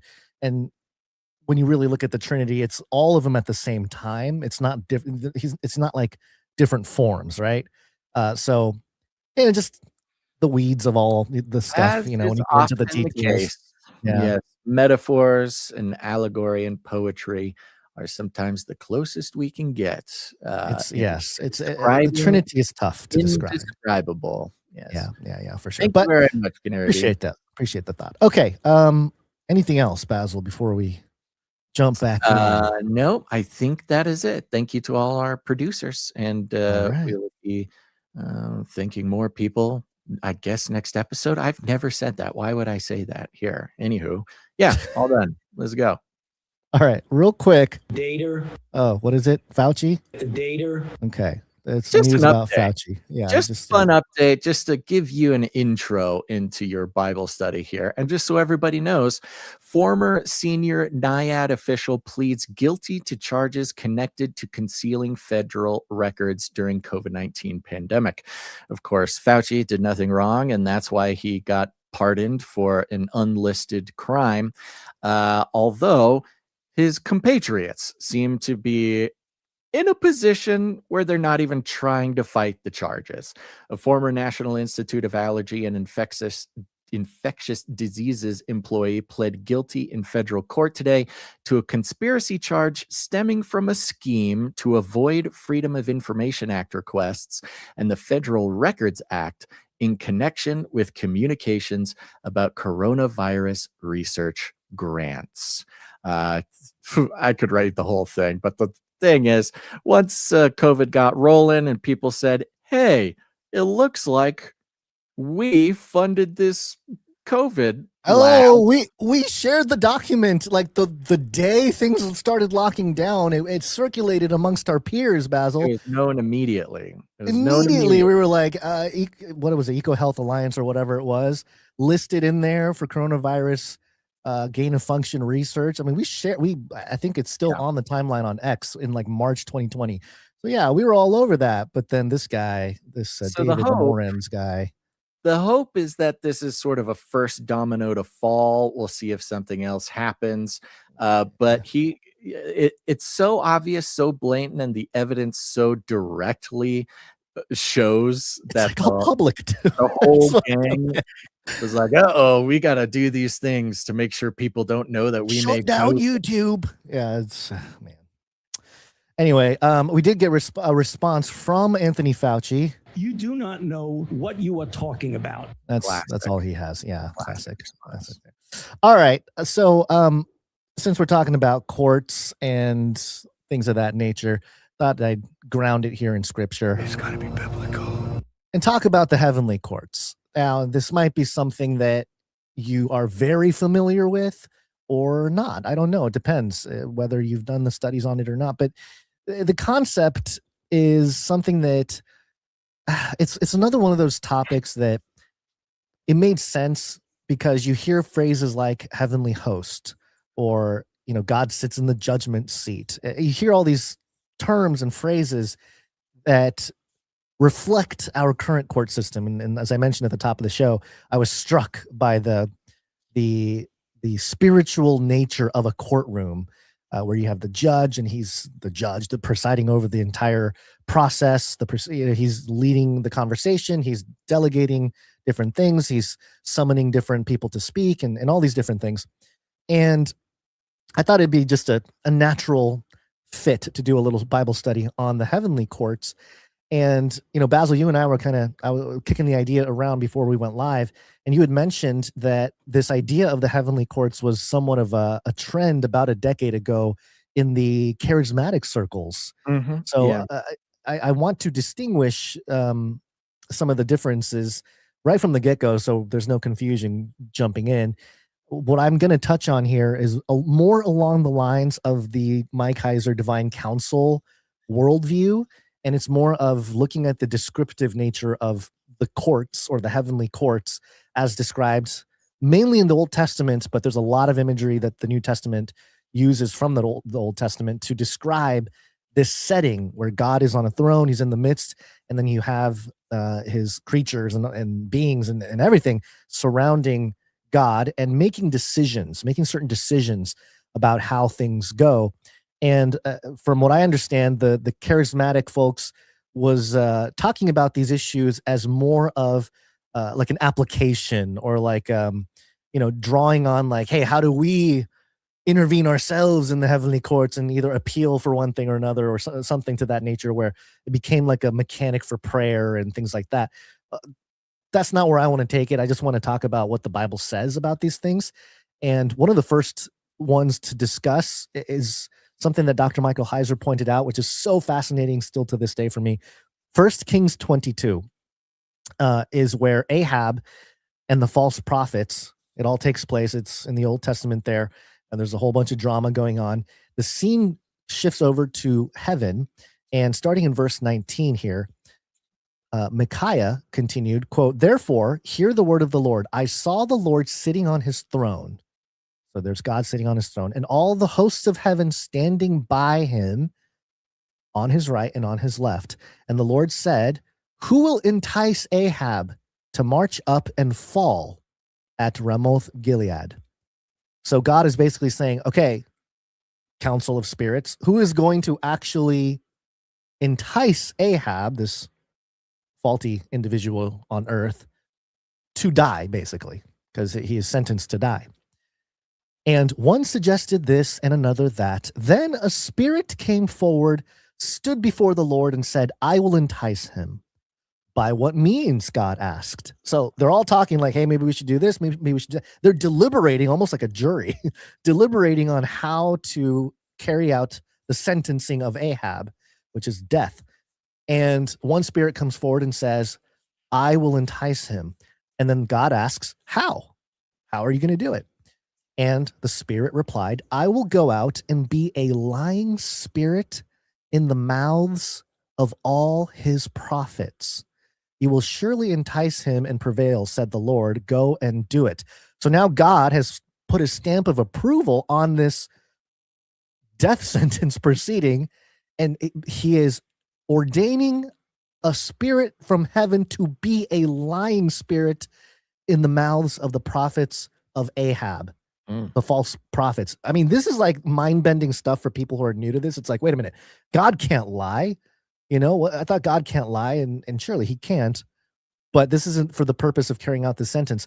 Verse 23, so you see the Lord has put a lying spirit in the mouths of all these prophets of yours, and the Lord has pronounced disaster against you, towards Ahab. And then you find out that's exactly what happens. It gets carried out. But it's just one of these heavenly court moments where you see God interacting, deliberating with the council for a decision to be made that's effective. It has consequences on earth. So it's just a very powerful imagery here that I don't think, the normie Christians aren't really thinking about it in those terms, but it's something that is very compelling. And I encourage anybody to really dig into that passage, 1 Kings 22, even more, given the time to look at that, because it's fascinating. And again, I'm not going to solve, if you have questions about like, wait, God allowed a lying spirit. I think there are pretty solid explanations for all of that, but there's more here. So I want to jump into it.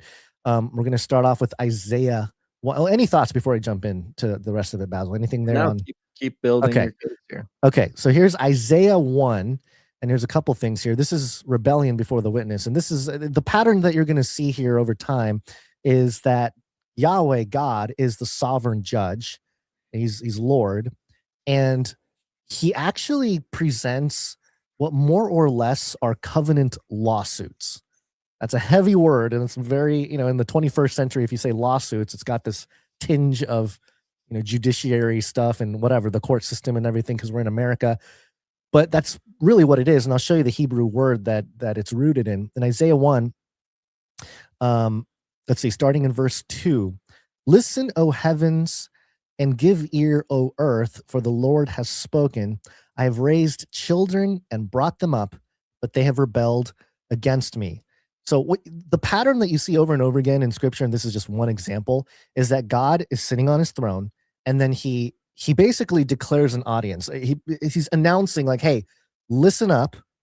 And in this case, listen up, O heavens, give ear, O earth. So everything in heaven, everything on earth, listen up. I've raised children and brought them up, meaning, Israel, but they have rebelled against me. And so he's describing the sin of the people of God, the covenant disloyalty that is part of if you understand the Old Testament, if you're familiar with it, it happens over and over and over again. And further down here from verse 18 to 20, this one's so interesting to me. Starting in verse 18, come now, let us reason together, says the Lord. Though your sins are like scarlet, they will be as white as snow. Though they are as red as crimson, they will become like wool. If you are willing and obedient, you will eat the best of the land. But if you resist and rebel, you will be devoured by the sword, for the mouth of the Lord has spoken. I know people use that phrase, come now, let us reason together, as an apologetic. Like, hey, God is logic, God is reason, let's reason together. But in this context, he's not just talking about the people, he's talking about the heavenly court system. Let us reason. And I thought that was really powerful because, when I was sitting there in court yesterday as a potential selective jury, a lot of the lawyers and stuff, and even the judge stood there and said like, hey, we're here to basically, I don't think he used the words reason together, but his idea was, hey, we're here to discuss it. We're here to logically look at the facts, to, we're here to work things out together to come to a decision or a conclusion about the accusations made by the prosecution, and then, whether the defense holds up with their arguments or counter arguments. And really what it is you're reasoning, looking at all the evidence.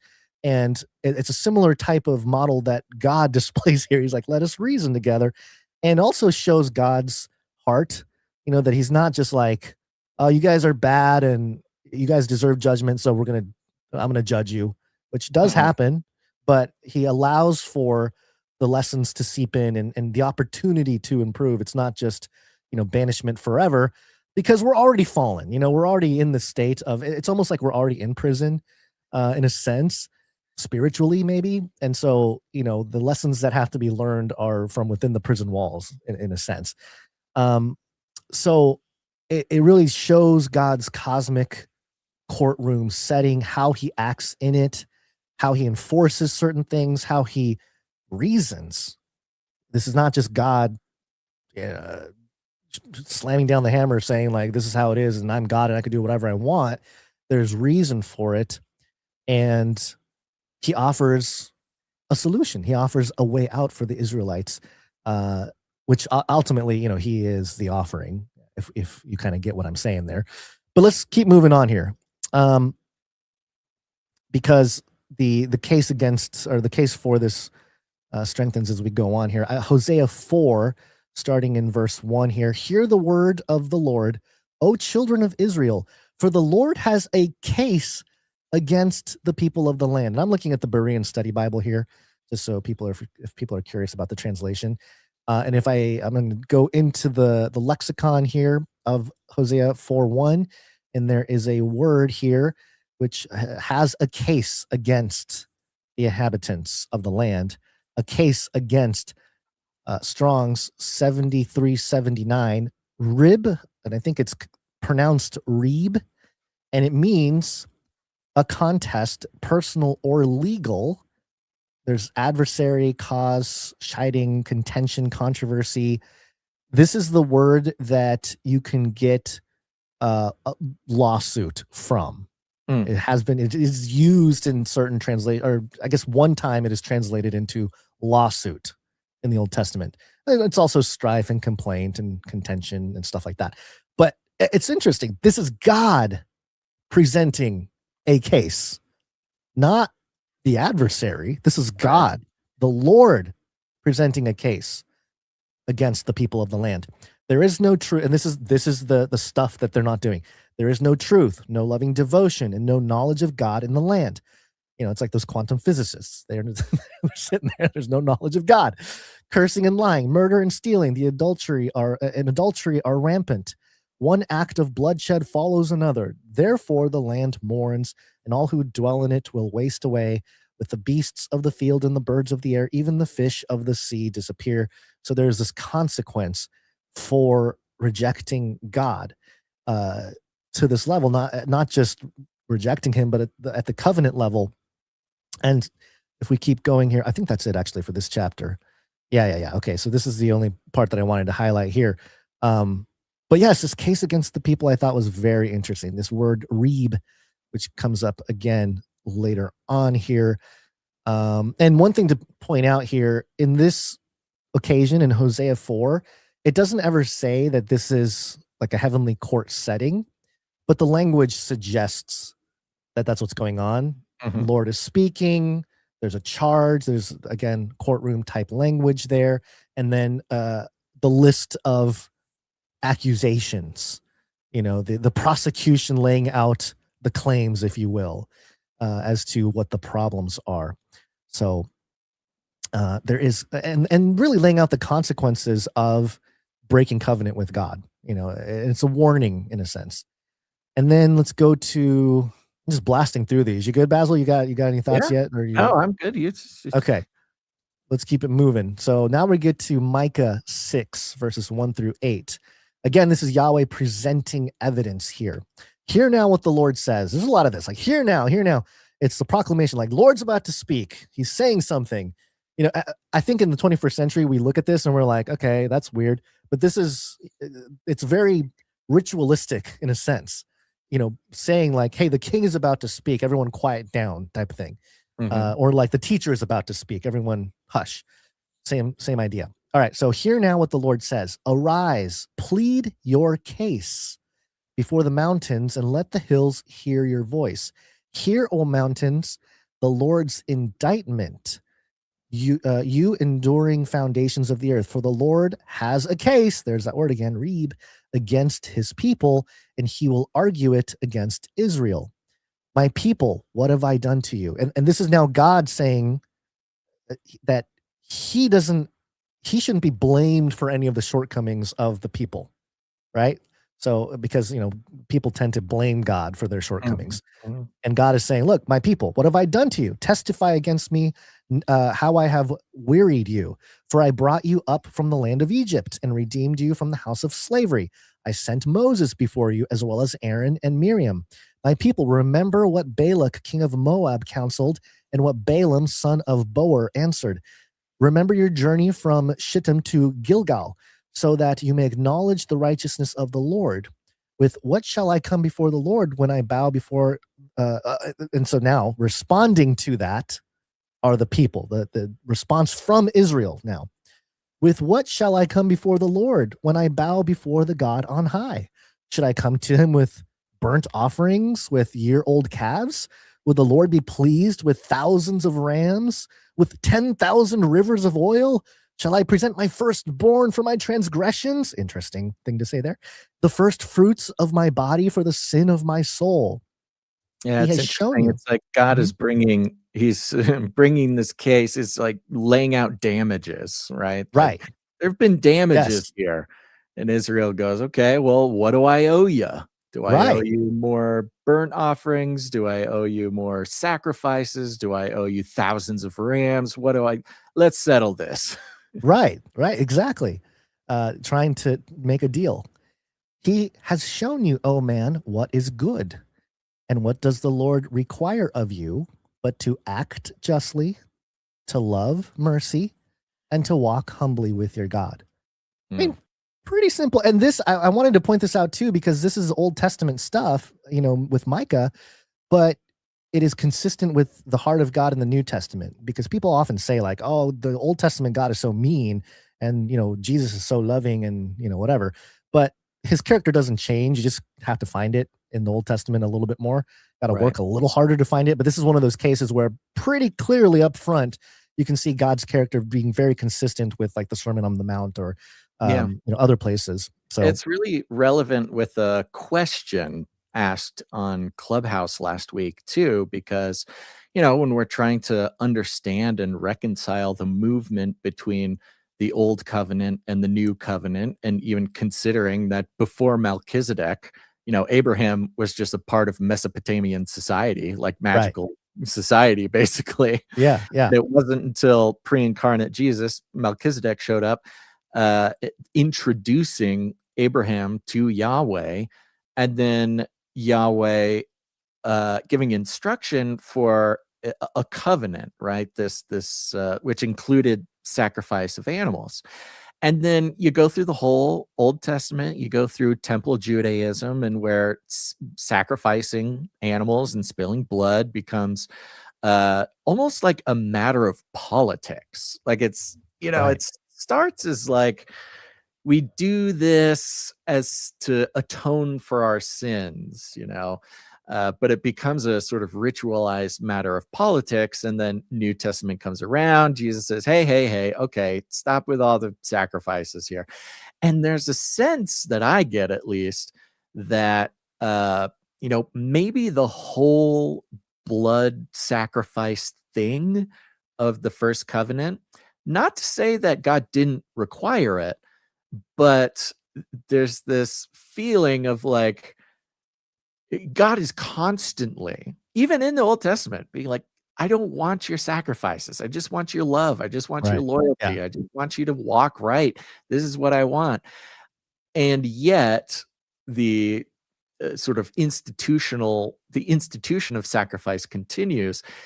It makes me wonder, like, is the blood spilling and stuff like that, that seems like it's more for us. Like we wouldn't understand, or we wouldn't take it seriously in our human form and our human mindset unless there was some sort of blood spilt.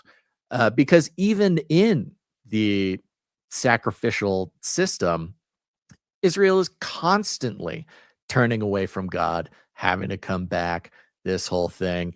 And this part here you have in Micah, it kind of reflects that same attitude. He's like, okay, I'm bringing a case. God says, I'm bringing a case against you. You guys messed up again. And they go, it's like Israel pulls out their wallet, like, okay, how many rams should we do? How much blood you want us to spill for this one? And he's just going, you don't get it. I want other things from you. You seem to keep insisting that spilling blood is the economy that we have between us.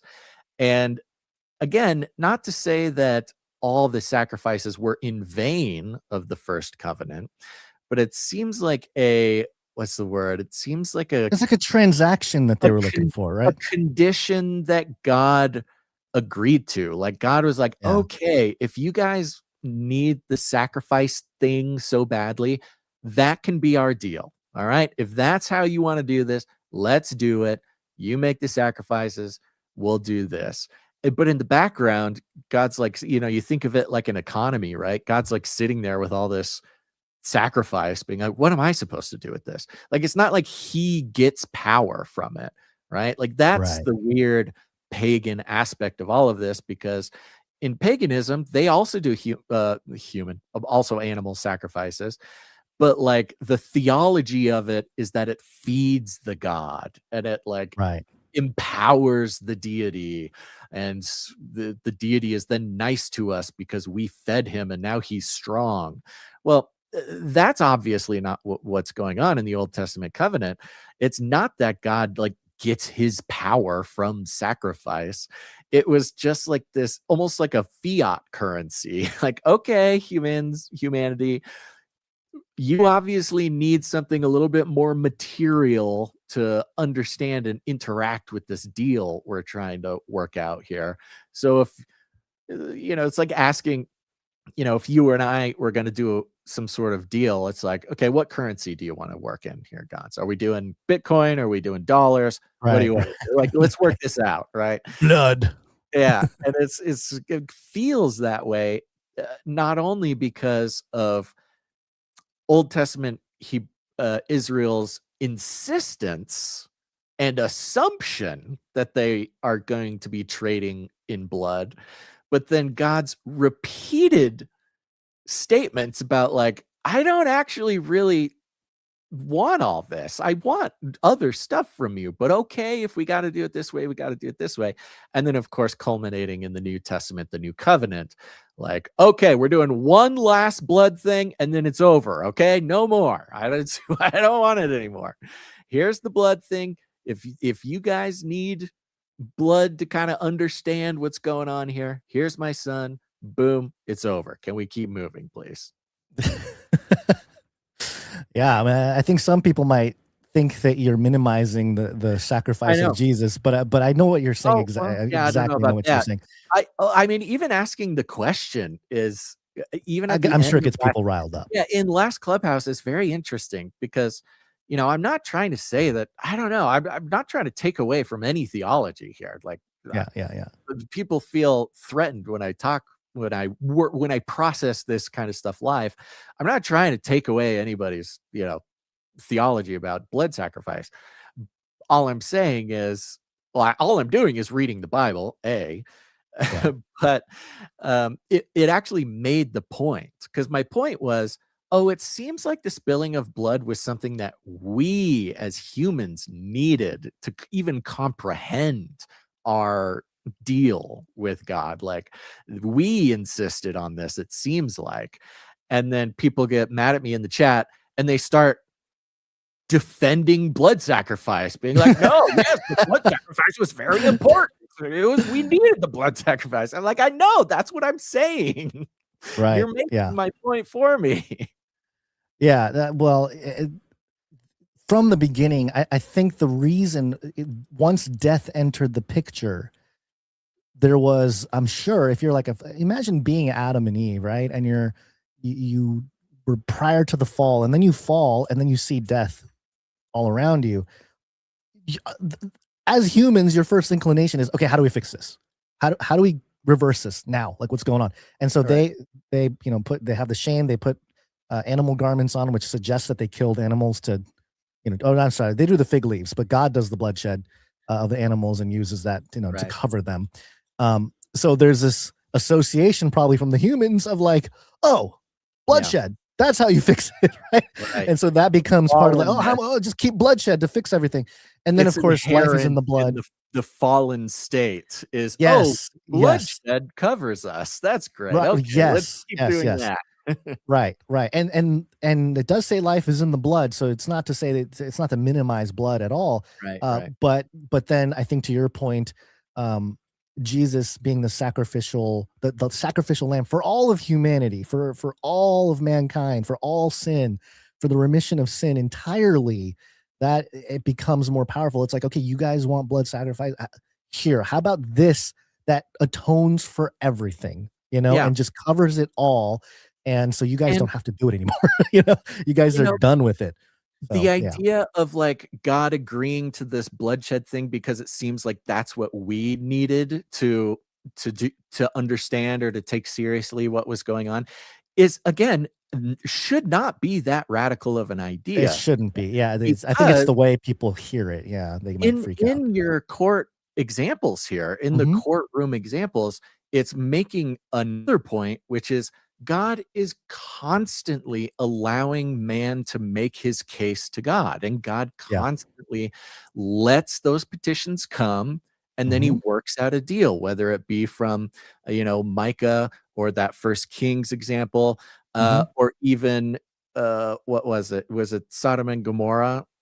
If I can find 50 guys, if I can find 10 who are righteous, if I can find one who are righteous, like he's always allowing for this back and forth conversation to try to work out the deal, right? Whatever the deal is. So that's in God's character, is to listen and let man petition for himself, back and forth. So it's just an extension of that idea that man perhaps would petitioned to be like, oh, how about we just keep doing this blood sacrifice thing? And God being like, oh, maybe it's not how he would have done it. Maybe it was, who knows? But he's like, okay, if that's what you guys want to do, let's go. It like shows this eternal characteristic of God willing to work with us in the ways that like mean something to us, right? That we for our part of the relationship, our part of the deal. Yeah. There's one more here. Actually, is it two more? No, there's one more here. Psalm 50. And just the first part here. The mighty one God, the Lord, speaks and summons the earth. Once again, he's summoning from where the sun rises to where it sets. From Zion, perfect in beauty, God shines forth. Our God approaches and will not be silent. Consuming fire precedes him, and a tempest rages around him. He summons the heavens above. A lot of summoning heaven and earth as an audience here. That he may judge his people. And then in quotes here, gather to me my saints who made a covenant with me by sacrifice, and the heavens proclaim his righteousness, for God himself is judge. Hear, O my people, and I will speak, O Israel, and I will testify against you. I am God, your God.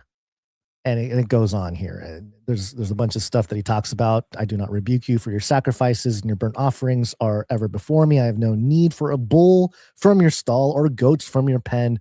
Just basically saying like all these different sacrifices, they're great, but I don't need that. That's not what. That's a great example too. I don't rebuke you for the sacrifices. That's kind of that's this subtlety in the point that I'm trying to make. It's yes. It's not like God is begrudgingly or reluctantly or something. He's not saying it's bad, but he's saying that's for you. Right. I don't want that. That's for you. You do you. All right. And then he goes on and on here. And then to the wicked, however, God says, what right have you to recite my statutes and to bear my covenant on your lips? For you hate my instruction and cast my words behind you. When you see a thief, you befriend him and throw in your lot with adulterers. You unleash your mouth for evil and harness your tongue to deceit. You sit and malign your brother. You slander your own mother's son. You have done these things, and I kept silent. You thought I was just like you, but now I rebuke you and accuse you to your face. Now consider this, you who forgot God, lest I tear you to pieces with no one to rescue you. He who sacrifices a thank offering honors me, and to him who rightly orders his way, I will show the salvation of God. So even saying like, okay, yeah, all those sacrifices or whatever, I'll honor that. Yeah, he's going to honor that. Honor me. I mean, it kind of Yes. even feels like, if you go overseas, like I was lucky enough to do a bunch of missions trips when I was younger, and you go to the Philippines, you go to Africa, and they have customs. And sometimes the customs that they do are specifically to like honor the missionary who came, right? Maybe they'll cook a special dish or they'll do a special dance or something. And as the weird white boy, you're kind of like, I don't know what this is, but I get the sense that you're honoring me, and thank you very much for that. Yeah, right. I don't quite get it, but I know this is you're being nice to me, and thank you. I appreciate that kind of. Right. So to conclude here, the pattern that's present in the scriptures when it comes to the courtroom setting is very particular. And once you see this archetype, if you will, if you see this pattern, you're going to see it everywhere. And it's basically the idea that God, first of all, he establishes a covenant, right? And then the covenant gets violated. And so he summons witnesses, whether it's the heavens or the earth or the angels or whoever they might be. And then Yahweh, God, he will present the evidence. And then, of course, the prophets will announce the case, usually to the individuals on earth that are, guilty of certain things. And then God will declare judgment. And then there is an opportunity for repentance and restoration over and over again in the scriptures, even on like the grand scale, even if individuals fall to and don't repent as a nation, they continually get grace. And of course, to preserve the line to bring about the Messiah. And so there's grace involved there. So this idea of a covenant lawsuit, it shows God's judgment is not like, it's not like an impulse thing where it's like, oh, you just offended me, I'm jealous or whatever, and I'm going to strike you down. It's very systematic, and it's very just. There's order. Incredibly just and orderly. Yeah. And again, just tying it back to the courtroom setting, everything was in order. There's a sense of seeking true justice in the case of what, for that it was like a murder case or whatever, but there was this goal for everybody in that room to come to a just decision. And that's what struck me is like, oh, wow, this comes from above. This is a heavenly court thing. God has already established this. That's why we desire to have all these things in place. And of course, it does get humanized, if you will, and the occult stuff comes in, and it's kind of, but a lot of the esoteric things to like recreate or re-architecture the divine order of yes and there's that fine line between what the esotericists and the occultists end up doing with that, but maybe their intentions when they first started was, hey, I just want to honor God and do what he did, but then it turns out they sort of become the judge themselves, if you will. Very fine line. Yeah, very fine line, very fine. But that's with all of these things, these occult things and esoteric ideas, is that God usually presents the real thing, and then we try to mimic it, and that's where we fall short. We always fall short of God, and that's a pretty straightforward theological concept that I think everybody understands at this point. But so there you go. That's kind of the overview of the heavenly, the covenant lawsuit, the Reeve, and the courtroom setting, and how the Bible describes it. So there you go. Yeah, and even like you mentioned a little bit before, about 10 years ago, there was a I don't know what to call it. I think a trend is a fine technical way to call it, but I guess pointing out or elevating or shining a light on the specific courtroom aspects of the New Testament too. I mean, all the way from Jesus's sacrifice, calling Jesus our advocate, the devil our adversary or accuser.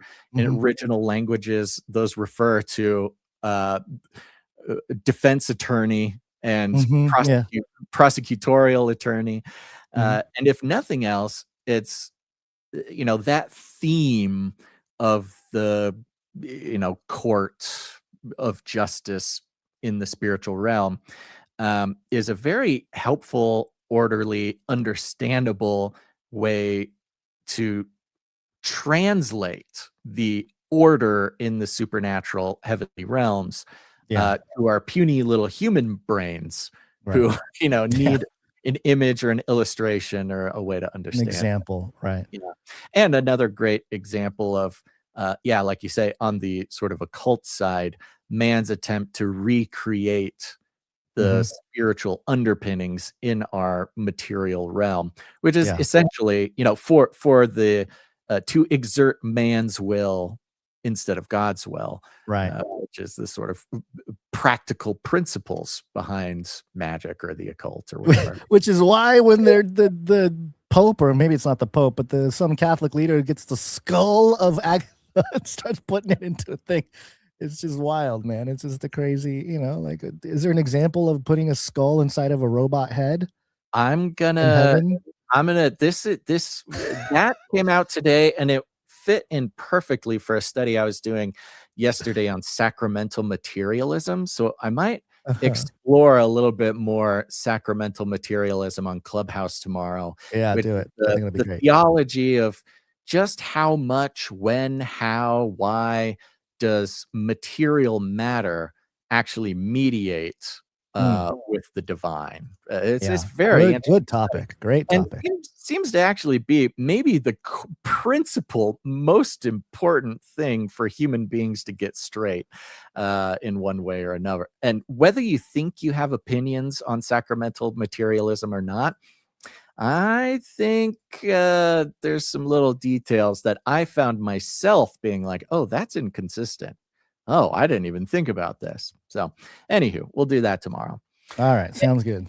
That's right. And we're going to get out of here, folks. Thanks for tuning in to this Canary Cry News Talk. Shout out to everybody who sent us a little message, left a little comment, or texted us comments about Monday's episode, and exploring this format for the show to dive a little bit deeper into the Bible, a couple times a week. I think there's some value to that. Let us know what you think. I will say this. I invite you, if you don't like that format, if you're like, I don't actually want to learn about the Bible in my news talk, you make a comment too. Okay. Just let us know, because people are liking it, but usually it's the people, there's a certain kind of person who's going to make a comment or send a message or something. And when this is just all of us, when we don't like something, we're not as motivated to comment on it. So either you're highly motivated or you're not motivated. It's I one of the invite you to let us know what you think. And you can do that in all the regular ways, email, comments, etc. But also get on the Canary Cry text message alert system. Text the word Canary to 877-740-3226. And I'll send you a little message before we go live throughout the week. But you can text us back at that number whenever you want, okay? You just go ahead and do it. A big old shout out to all of our producers coming in with their time, their talent, their treasure. Of course, we have some producers who just are so generous with their time for us. I want to give a shout out to producer Rod, but also our timestampers. Timestamp, it's hard work. Timestamp. Jade Bouncerson coming in with the timestamps for episode number 96767. Shout out to the Canary Cry tech team and all the producers out there, of course. And thank you to Jam for heading up the Telegram channel, Adam42 for heading up the Discord channel, everybody over at canarycry.community. Get in those communities, start chatting with other Canarians. This is a very special way to do it. Go to canarycry.party. You'll see all the invite links for that. Thank you to Joe for the feedback. Thank you to Clank for all your clanking, and Sir Ike, of course, couldn't do without you. Don't forget to go to Cage Rattler Coffee, folks. Get your coffee, get your gold that comes with the bag. You can't get a better deal anywhere. And other than that, share the show. Share it with your friends, share it with your family. You know what to do. We call it Rattling Cages. And we walk right up to people. We grab them by the cage, and then we shake them. I said the rattling cage part.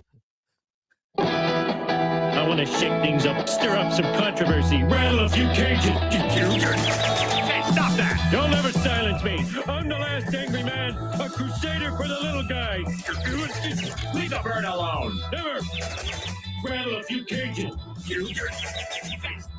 Rattle a few cages. Human race will have every opportunity to improve And if they don't? Noah.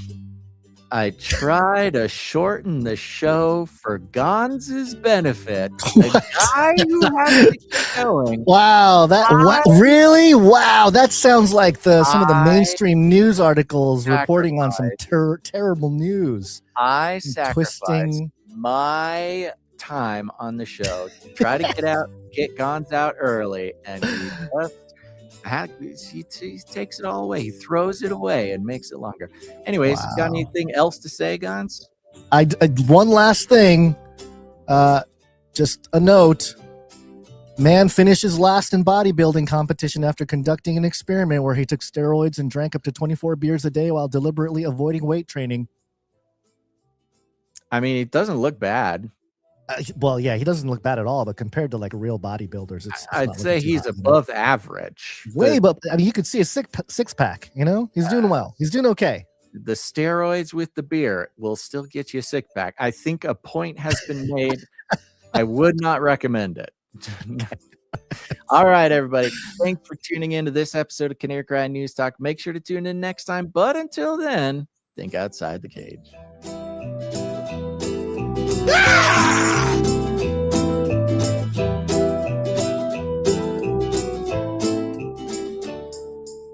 Remember, reality is an illusion. The universe is a hologram. Bye, gold. Bye.